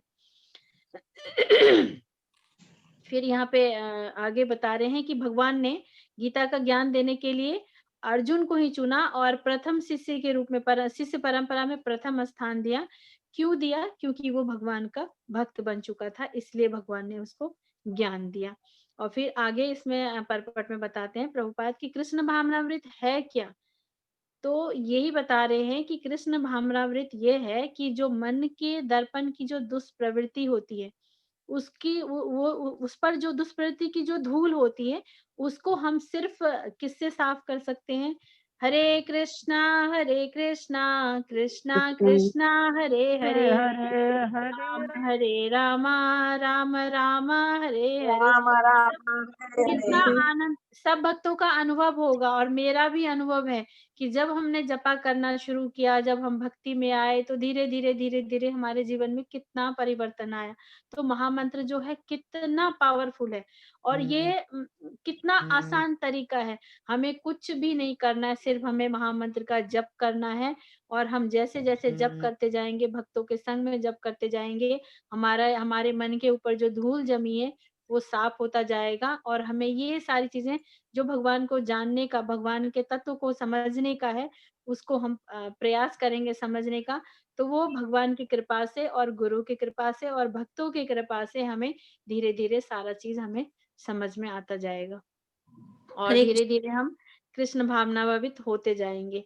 और इसमें ये भी बता रहे, ईश्वर सर्वभूतानाम ये वाला श्लोक कोट किया है कि भगवान तो हमारे हृदय में हमेशा से ही विराजमान है। यहीं तक पढ़ा था ना हमने, आगे किसका टर्न है? कोई कुछ कह रहे थे अभी, कोई कुछ बोल रहे थे। माता जी मैं अपना एक रियलाइजेशन बताना चाह रही हूँ ये मंत्र के बारे में ही। बिल्कुल बताइए माता जी। इससे तो ये मंत्र जो था तो बार बार यही रिपीट करते हैं। तो आपने एक बार कहा था कि हाँ मैं कीर्तन में व्यस्त हूँ, तो मुझे लगा कि शायद वैसा कीर्तन होता होगा जैसे हम लोग करते हैं मंदिर में कीर्तन। तो जब मैंने देखा कि वो अरे ये तो एक ही मंत्र यार, इतनी देर तक कौन पढ़ेगा इस मंत्र को, अजीब सा लगेगा, एक ही मंत्र हम बार बार उसी को रिपीट कर रहे हैं। तो जब मैंने माला जब करना शुरू करा तो मुझे भी बहुत देर लगती थी करने में, मतलब 1.5-2 घंटे हो जाते थे। तो तब भी माला मतलब 16 माला मेरी हो ही नहीं पाती थी कंप्लीट। पर जब धीरे धीरे करना शुरू करा तो इसमें इतना आनंद आया कि अब जो है माला करते समय बहुत अच्छा लगता है। और जब कीर्तन सुनते हैं तो ऐसा नहीं लगता कि हाँ भाई ये एक ही चीज है और हम इसे बार बार रिपीट करके वही चीज सुन रहे हैं, ऐसा भी नहीं महसूस होता माता जी। हरी बोल, थैंक यू पवन माता जी, थैंक यू सो मच। ये तो हम सबका रियलाइजेशन है, कोई चीज अगर हम बार बार बोलेंगे तो हमारे मुंह में दर्द हो जाता है और फिर बोलते हैं क्या हम एक ही चीज को बार बार बोलते रहेंगे। लेकिन महामंत्र में कितना पावर है, कितनी शक्ति है। ये सब हम जब कर रहे हैं तो हम सबको ये चीज हमारे अंदर सबको आ रहा होगा, रियलाइज सब कर रहे होंगे कि हम कितना बोलते रहते हैं, करते रहते हैं, फिर भी हमें ये नहीं लगता कि हम थके हैं। लगता है कि हमें इसे और करते जाएं और करते जाएं। तो ये है महामंत्र की शक्ति, इतनी पावरफुल, इतना पावरफुल हमें प्रभुपाद की कृपा से ये चीजें हमें मिली है, महाप्रभु ने हमें दिया है ये महामंत्र। और महाप्रभु के इस महामंत्र का प्रचार प्रभुपाद हम लोगों के लिए लेकर आए हैं और इसका हमें पूरा पूरा फायदा उठाना चाहिए। Thank ji you Pawan Singh माता जी, थैंक यू। नेक्स्ट आगे हम प्रीति रीड शर्मा करें। माता जी। प्रीति शर्मा माता जी। हरे कृष्ण माता जी पेज ऊपर कर दीजिएगा क्योंकि मेरे पास अभी फिलहाल बुक नहीं है, मैं कहीं बाहर हूँ माता जी, है ना। इस मंत्र के कीर्तन और श्रीमद् भगवत गीता के श्रवण से हम धीरे धीरे कृष्ण भावना भावित हो सकते हैं। ईश्वर सर्वभूतानां हृदय शजेषु तिष्ठति। श्री कृष्ण सदा कहते हमारे हृदय में विराजमान है। इस माता जी पेज आगे बढ़ाइए। इस बढ़ा दियो माता जी। इस शरीर वृक्ष पर वृष्टि जीवात्मा और परमात्मा रूपी दो पक्षी बैठे हैं। जीवात्मा रूपी पक्षी इस वृक्ष के फलों को खा रहा है और परमात्मा रूपी पक्षी केवल साक्षी होकर स्थित है। जैसे ही जीवात्मा भक्ति की ओर अग्रसर होता है और धीरे धीरे कृष्ण भावनामृत को विकसित करने लगता है, वैसे ही अंतःकरण में स्थित परमात्मा मन के दर्पण पर पड़ी सभी प्रकार की धूल को साफ करने में उसकी सहायता करते हैं। श्री कृष्ण साधु वृत्ति वाले सभी व्यक्तियों के मित्र हैं और कृष्ण भावनामृत को जागृत करने का प्रयास साधु वृत्ति है। कृष्ण श्रवण और कीर्तन से श्री कृष्ण के तत्व को जाना जा सकता है। कृष्ण को समझ लेने पर मृत्यु के बाद मनुष्य तुरंत श्री कृष्ण के बैकुंठ धाम को प्राप्त हो जाता है। और इस बैकुंठ जगत का वर्णन श्रीमद् भगवत गीता में इस प्रकार किया गया है। न तद भास्यते सूर्यो न चन्द्रो न पावकः यद् गत्वा न निवर्ते तद्धाम परमं मम। मेरे इस पराधाम को न तो सूर्य प्रकाशित करता है और न चंद्रमा प्रकाशित करता है और न ही अग्नि प्रकाशित करती है। जो जीवात्मा पहुंच जाता है वह फिर इस भौतिक जगत में नहीं मिलता। यह भौतिक जगत सदा अंधकारमय है, इसलिए हमें यहाँ सूर्य, चंद्रमा और विद्युत की आवश्यकता पड़ती है। वेद हमें इस तमोमय जगत में न रहकर ज्योतिर्मय वैकुंठ जगत में चले जाने का आदेश देते हैं। अंधकार शब्द के दो अर्थ हैं, प्रकाश रहित और अज्ञान। परमात्मा में अनेक शक्तियां हैं। यह बात नहीं कि वे इस भौतिक जगत में केवल कर्म करने के लिए आते हैं। वेदों में कहा गया है कि ईश्वर को कोई कर्म नहीं करना पड़ता। भगवत गीता में माता पेज आ चुके हैं, बढ़ा दीजिए।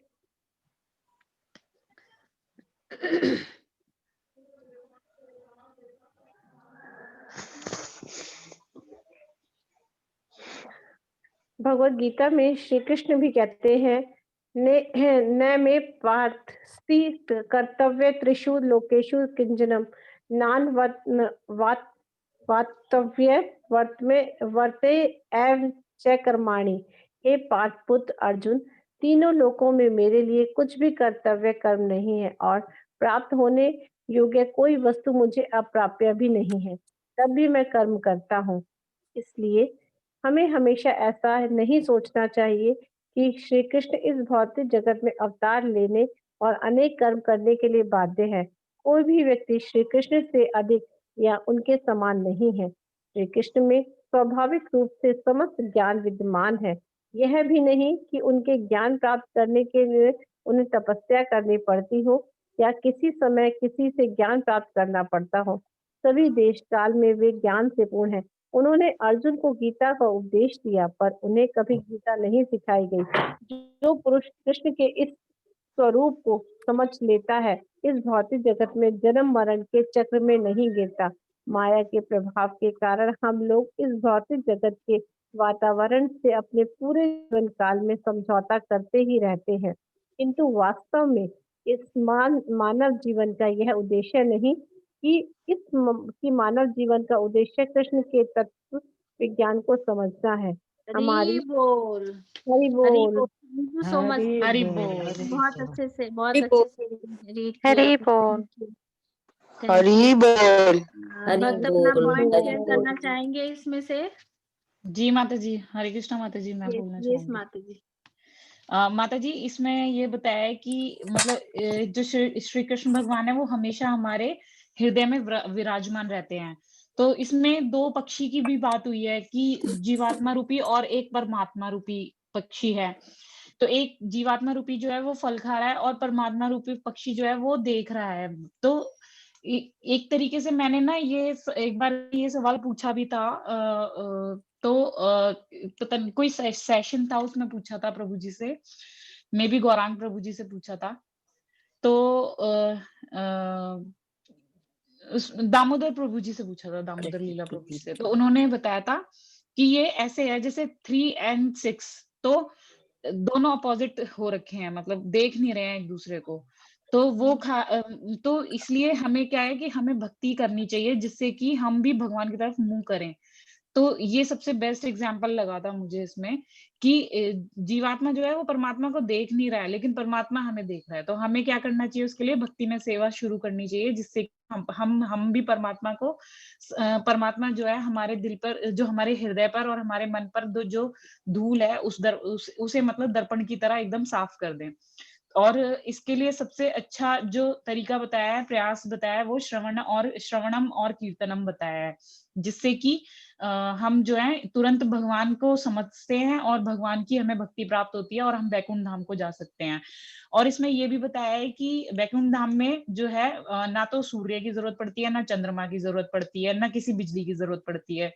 तो लेकिन भौतिक जो है, भौतिक जगत, हमें यहाँ पे सूर्य और चंद्रमा की आवश्यकता पड़ती है, क्योंकि यहाँ जो है वो अंधकार में जीवन जो है, अंधकार में जगत में मतलब माना जाता है। तो और अंधकार के दो शब्द होते हैं, प्रकाश रहित और अज्ञान।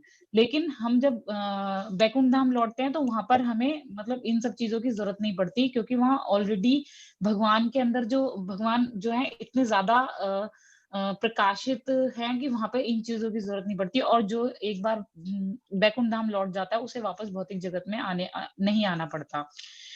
तो इसमें ये भगवत गीता में कृष्ण भगवान जी कहते हैं कि हे पुत्र अर्जुन, तीनों लोकों में मेरे लिए कुछ भी कर्तव्य नियत नहीं है, ना मुझे किसी वस्तु का अभाव है, ना किसी चीज की आवश्यकता है, तब भी मैं नियत कर्म करता हूँ। तो भगवान जो है ना वो इंडिपेंडेंट है, वो किसी पे भी डिपेंड नहीं है, लेकिन फिर भी वो कर्म करने के लिए बाध्य नहीं है, लेकिन फिर भी वो कर्म करते हैं। वो ज्ञान से पूर्ण है, मतलब वो अपने आप में कंप्लीट है, लेकिन फिर भी वो यहाँ पर आकर हमें मतलब हम उनको देखकर सीखे, इसलिए वो ऐसा करते हैं। तो यहाँ पर ये भी बताया है कि जैसे भगवत गीता उन्होंने अर्जुन को बोली थी, लेकिन उन्हें तो किसी ने नहीं पढ़ाई, तो इससे ही पता चलता है कि वो उनके अंदर वो ज्ञान से पूर्ण है। तो इसलिए ये भी बताया कि जो भगवान के स्वरूप को समझ लेता है वो भौतिक जगत में जन्म और मरण के चक्र में कभी वापस नहीं आता। तो हमें जो हमारे मानव जीवन का उद्देश्य है ना, उसका वो उद्देश्य हमारा ये है कि हम तत्व विज्ञान को समझें, कृष्ण भगवान को समझें। कृष्ण भगवान के तत्व विज्ञान को जब हम समझ जाएंगे तो हम वैकुंठ धाम वापस लौट जाएंगे और हमें वापस इस भौतिक जगत में नहीं आना पड़ेगा।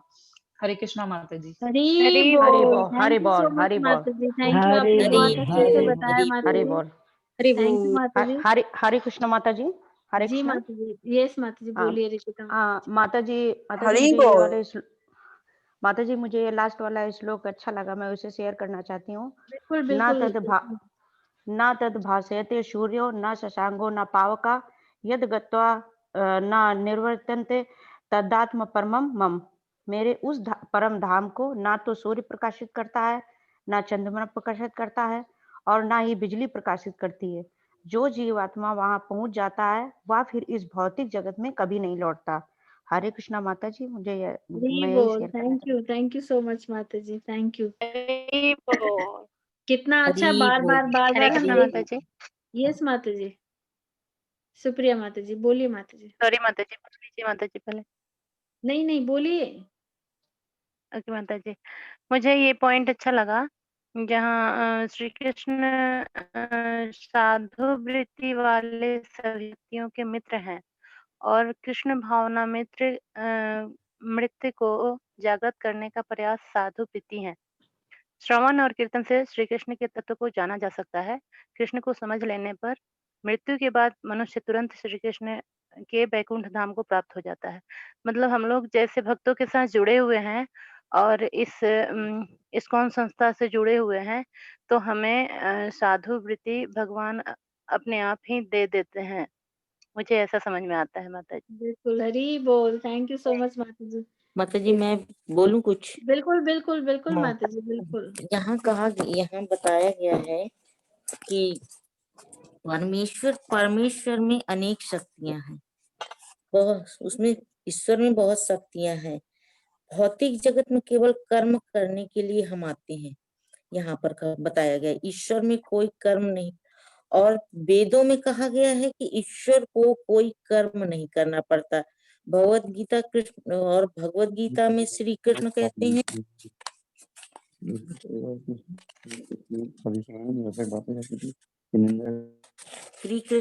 हैं इसमें कह रहे हैं कि कहते हैं ना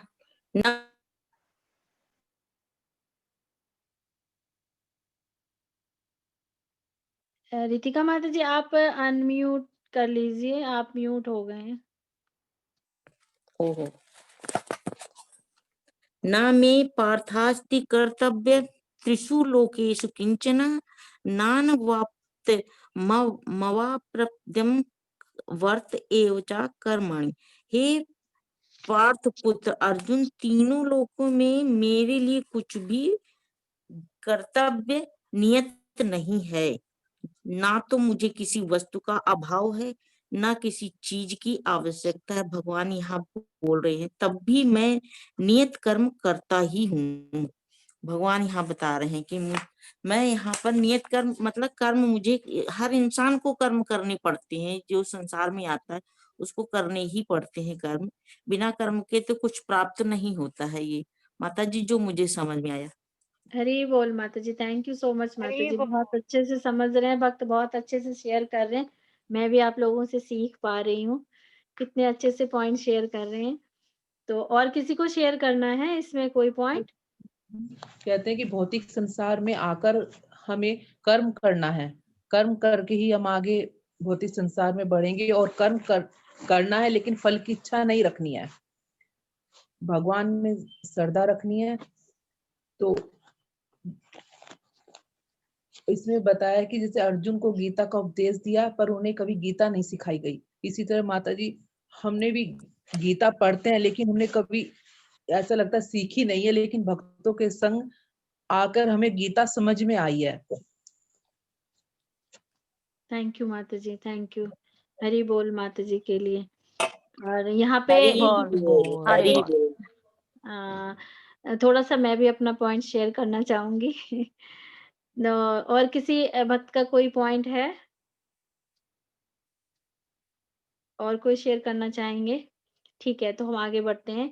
इसमें मतलब क्लियरली ही बताया जा रहा है कि हरे कृष्ण महामंत्र की महिमा कितनी ज़्यादा है। बार-बार घूम के हम उसी जगह पे आते हैं कि इसमें महामंत्र की महिमा बताई है और भगवान के बारे में बताया है कि भगवान कितने पावरफुल है, किस तरह से हमें उनको जानना चाहिए। तो इसमें बता रहे हैं कि जो भगवान का परम धाम है, वो ना तो सूर्य के द्वारा प्रकाशित होता है, ना अग्नि से, ना बिजली से। और जो लोग वहाँ पहुँच जाते हैं, और वहाँ पहुँचने की विधि भी बता रहे हैं इसमें कि जो लोग वहाँ पहुँच जाते हैं, तो वो कभी लौट करके नहीं आते हैं। और फिर आगे इसमें बताया है, शरीर को वृक्ष बताया है। और इस शरीर वृक्ष पर जो व्यक्तिगत जीवात्मा है और परमात्मा 2 पक्षी के रूप में बैठे हुए हैं। और जीवात्मा रूपी पक्षी इस वृक्ष के फल को खा रहा है और परमात्मा साक्षी रूप में देख रहा है। लेकिन जैसे ही जीवात्मा भक्ति में सेवा शुरू करता है, तो और धीरे-धीरे वो कृष्ण भावनामृत विकसित करने लगता है, तो उसके जो अंतःकरण में जो धूल पड़ी हुई है, परमात्मा मन के दर्पण पर जो पड़ी धूल है, वो धूल जो पड़ी है, तो वो परमात्मा उस दर्पण पे पड़ी धूल को साफ करने में उसकी सहायता करता है। और इस तरह से वो भगवान के बारे में जान सकता है और फिर भगवान को समझ सकता है। और इसमें बता रहे हैं कि जब तक जीव, इस वाले श्लोका के परपट में प्रभुपाद बताते हैं कि जीव अंधकार में जगत में रहता है और तब तक बद अवस्था में होता है।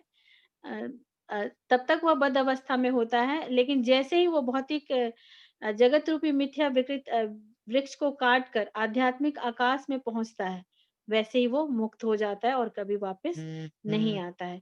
और जो बद्ध जीवन का कारण बताया है, बद्ध जीवन का एक मेन ही कारण है कि हम अपने आप को स्वामी बताते हैं इस जगत का, जबकि हम स्वामी नहीं है। हमें सबको पता है कि हम भगवान के शाश्वत दास हैं। जैसे ही हम ये अपनी स्थिति का पता चलता है कि हम दास हैं, वैसे ही हमारी मुक्ति का रास्ता खुल जाता है। वैसे ही हम आध्यात्मिक राज्य में प्रवेश करने लगते हैं। और जैसे ही ये मुक्त अवस्था प्राप्त होती है, तो वो परमेश्वर का पार्षद बन जाता है और सच्चिदानंद में जीवन बिताने लगता है। तो हमें इस सूचना को, ये जो भगवान दे रहे हैं हमें भगवत गीता के माध्यम से, इसको हमें ध्यान से सुनना चाहिए और इसको ध्यान से इसको अपनाना चाहिए। और आगे इसमें हम पढ़ेंगे फिर भगवान के बारे में बताते हैं कि भगवान जो है वो जन्म लेने के लिए बाध्य नहीं है और कर्म करने के लिए बाध्य नहीं है। जैसा मोहिनी माता जी ने बहुत अच्छे से यहाँ पे इस सारी चीजों को एक्सप्लेन कर दिया था कि भगवान, यह भी नहीं है कि ज्ञान प्राप्त करने के लिए उन्हें तपस्या करनी पड़ती है या किसी समय किसी से ज्ञान प्राप्त करना पड़ता है, क्योंकि वो पूर्ण ज्ञानी है, उनको किसी के ज्ञान की जरूरत नहीं होती है। और अर्जुन को गीता का उपदेश दिया और फिर उन्हें कभी गीता नहीं सिखाई गई थी, भगवान ने कहीं से नहीं सीखा था, भगवान को किसी ने नहीं सिखाया था। तो फिर इसी तरह से ये जो भगवान का स्वरूप है, अगर हम समझ लेते हैं, तो हमें इस भौतिक जगत से हमेशा के लिए छुट्टी मिल जाती है और भगवान के परम धाम में हम प्रवेश करते हैं। आगे किसका टर्न है माता जी? माता जी कोई भी नहीं है, मैं ही पढ़ूंगी। हाँ ठीक है माता जी। थैंक यू माता जी। हमारी भौतिक आवश्यकताएं हैं आहार, निद्रा, मैथुन, आत्मरक्षा और इंद्रियों द्वारा विषय भोग में तृप्ति। ये आवश्यकताएं मनुष्यों और पशुओं में समान है। पशु जगत इन समस्याओं का समाधान करने के प्रयास में व्यस्त रहता है, और यदि हम भी केवल इन समस्याओं के समाधान करने में ही लगे रहे तो पशु हम से किस तरह भिन्न होंगे। परंतु मनुष्य में एक विशेष योग्यता भी है जिससे वह दिव्य कृष्ण भावनामृत विकसित कर सकता है, परंतु यदि वह ऐसा नहीं करता तो वह पशु श्रेणी में ही रहता। आधुनिक सभ्यता का यह एक महान दोष है कि उसमें जीवन निर्वाह संबंधी इन समस्याओं को हल करने पर बहुत अधिक बल दिया जाता है। आध्यात्मिक जीव होने के कारण हमारा यह अनिवार्य कर्तव्य है कि हम अपने आप को जन्म मरण के बंधन से बाहर निकालें। अतः हमें सावधान रहना चाहिए कि मनुष्य जीवन का जो विशेष अवसर हमें मिला है वह कहीं चूक ना जाए। श्री कृष्ण स्वयं गीता का उपदेश देने के लिए और कृष्ण भावना बनने में हमारी सहायता करने के लिए आते हैं। वास्तव में यह नाशवान भौतिक सृष्टि हमें इसी भगवत भावना को जगाने के लिए दी गई है। यदि इस अवसर तथा दुर्लभ मनुष्य शरीर को हम कृष्ण भावनामृत को प्राप्त करने में नहीं लगाते तो हम इस दुर्लभ अवसर को खो देंगे। इसके अनुशीलन की प्रक्रिया बड़ी सरल है। श्रवणम कीर्तनम, भगवान नाम का श्रवण और कीर्तन। हमें सुनने के अतिरिक्त और कुछ नहीं करना चाहिए, और कुछ नहीं करना है। ध्यान से सुनने पर आत्मज्ञान की प्राप्ति निश्चित है। श्री कृष्ण अवश्य ही हमारी सहायता करेंगे क्योंकि वे हमारे हृदय में विराजमान हैं। हमें तो केवल थोड़ा समय निकालकर प्रयत्न करना है। हमें किसी के द्वारा यह पूछे जाने की आवश्यकता नहीं पड़ेगी कि हम प्रगति कर रहे हैं या नहीं। हमें इसका पता अपने आप ही लग जाएगा। जैसे एक भूखे व्यक्ति को पेट भर भोजन करने पर तृप्ति अनुभव हो जाती है। कृष्ण भावनामृत अथवा आत्म साक्षात्कार की यह प्रक्रिया वस्तुतः कठिन नहीं है। श्री कृष्ण ने गीता में इसे अर्जुन को सिखाया था, और यदि हम गीता को वैसे ही समझ लें जैसे अर्जुन ने समझा था तो हमें जीवन के लक्ष्य तक पहुंचने में कोई कठिनाई नहीं होगी। परंतु यदि हम भगवत गीता की व्याख्या अपनी सांसारिक शैक्षणिक विद्वता के अनुसार करने लगे तो सब कुछ बिगड़ जाएगा। जैसा पूर्व में कहा जा चुका है, हरे कृष्ण महामंत्र का यह कीर्तन ही वह उपाय है जिससे भौतिक संसर्गों के कारण चित्त के दर्पण पर जमी दुष्प्रवृत्तियों की सारी धूल दूर हो जाती है। हमें कृष्ण भावनामृत जागृत करने के लिए बाह्य सहायता की आवश्यकता नहीं है, क्योंकि कृष्ण भावना हमारे हृदय में सुप्त अवस्था में पहले ही विद्यमान है। वास्तविकता तो यह है कि कृष्ण भावना की हमारा यथार्थ गुण है। हमें केवल इस प्रक्रिया से उसे उद्भावित करना है। कृष्ण भावना एक शाश्वत सत्य है। यह कोई मतवाद या किसी संस्था द्वारा थोपे हुए विश्वासों का संकलन नहीं है। यह प्रत्येक प्राणी में विद्यमान है, चाहे वह मनुष्य हो या पशु। लगभग 500 वर्ष पूर्व जब श्री चैतन्य महाप्रभु दक्षिण भारत की यात्रा करते समय एक गहन वन में से होकर निकलते हुए हरे कृष्ण महामंत्र का कीर्तन कर रहे थे, तो बाघ, हाथी, मृग आदि सभी वन्य पशु कृष्ण के पवित्र नामों की धुन पर उनके संकीर्तन नृत्य में सम्मिलित हो गए थे। निसंदेह यह संकीर्तन की शुद्धता पर निर्भर है। जैसे जैसे हम जप में प्रगति करते हैं वैसे वैसे शुद्धिकरण जरूर होगा। हरे कृष्णा माता जी। हरि बोल। हरे कृष्णा कृष्णा कृष्णा हरे हरे, हरे राम राम राम हरे हरे। आप लोग अपना पॉइंट शेयर कर सकते हैं। लास्ट में कंक्लूजन हम बता माता सकते जी थोड़ा सा मैं एक्सप्लेन करना बिल्कुल चाहती हूँ। बिल्कुल माता जी, बिल्कुल वेलकम माता जी। माता जी इसमें ये बताया है कि हमें ना जो मनुष्य जीवन मिला है वो बहुत ही मतलब हमने बहुत कुछ अच्छा किया है जो कि हमें मनुष्य जन्म मिला है। अदरवाइज जो पशु जीवन जीते हैं ना कि आहार, निद्रा, मैथुन, आत्मरक्षा और इंद्रियों द्वारा विषय भोग में तृप्ति। तो इसमें ये बताया है कि मनुष्य हमेशा पशुओं की तरह ही करते हैं अगर वो कृष्ण भावनामृत को अपने जीवन में नहीं लाते। इसमें मैं एक एग्जाम्पल अपनी तरफ से ये पुट करना चाहूंगी कि जैसे कि हम जब हम कोई कपड़ा मैला हो जाता है तो हम उसको सर्फ में डुबोते हैं, उसको निकालते हैं, जब वो एकदम साफ निकलता है, नाम किसका होता है? सर्फ का होता है। सेम कृष्ण भगवान ने क्या किया? अर्जुन को लिया, पकड़ा, भगवत गीता में डुबोया, बाहर निकाला, नाम क्या हुआ? भगवत गीता। भगवत गीता और महामंत्र में इतनी शक्ति है कि मतलब वो हमारे जो मन के ऊपर जो धूल जमी हुई है उसको एकदम क्लीन कर देता है। तो इसलिए भगवत गीता का इम्पोर्टेंस इतना ज्यादा है। तो इसमें ये भी बताया है कि जन्म मरण के बंधन से बाहर कैसे निकल सकते हैं हम अपने आध्यात्मिक जीवन में कृष्ण भावनामृत को लाकर, क्योंकि उससे हमारा जो हमने जैसे पहले भी पढ़ा है कि हम सदाचारी हो जाते हैं और जो हम हमारे अंदर जो भी बुराइयां होती हैं वो धीरे धीरे हम देखते हैं कि वो ठीक होने लगती है। और हम जैसे जैसे महामंत्र को अपने जीवन में लाते हैं और हम मतलब भगवान की भक्ति में जैसे जैसे जाते जाते हैं तो हम देखते हैं कि हमारे अंदर से जो बुराइयां वो धीरे धीरे हटती जा रही हैं। और श्रवणम और कीर्तनम का महत्व बताया कि इसको सुनने से क्या होता है, हमारा दिल हमारा जो हार्ट है वो प्योरीफाई होता है, हम अंदर से प्योरीफाई होते हैं। तो इसमें क्या है कि हमें किसी की जरूरत नहीं पड़ेगी कि हम प्योरीफाई हो रहे हैं या नहीं, मतलब हमें ये किसी से पूछना नहीं पड़ेगा, हमें खुद ही पता चल जाएगा। क्योंकि हम जैसे कि जैसे मेरी लाइफ का एक्सपीरियंस है कि पहले मैं बहुत ज्यादा बात पे मुझे गुस्सा आ जाता था कि ऐसे कैसे हो गया, और मैं मतलब मेरे को ये लगता था मैं सब कुछ नष्ट कर दूं, अपने कमरे में कुछ भी हो मैं सब कुछ तोड़ फोड़ के खत्म कर दूं। तब मेरा गुस्सा मैं लिटरली शांत हो जाता था जब मैं कोई नुकसान कर देती थी। लेकिन अभी क्या है कि मैं उस चीज को दूसरे वे में ले जाती हूँ। कि अभी मुझे क्या है कि अभी मुझे भक्ति में आकर भगवान की बातें सुनकर ये समझ में आया कि ये सब टेम्पररी है और ये जो हो रहा है ये हमारे पिछले कर्मों की वजह से हो रहा है। और ये सब हमें सहन करना चाहिए, क्योंकि ये भगवत गीता में भी ये चीज बोली गई है कि सुख दुख जो है वो सर्दी और गर्मी की तरह होते हैं। मात्र स्पर्शास्तु कौन्तेया शीतोष्ण सुख दुख दा आगमा पाइनो नित्य स्थान तक्षस्व भारता। तो उसमें ये बताया है कि जो सर्दी और गर्मी की ऋतु होती है उसकी तरह सुख दुख आता जाता रहता है।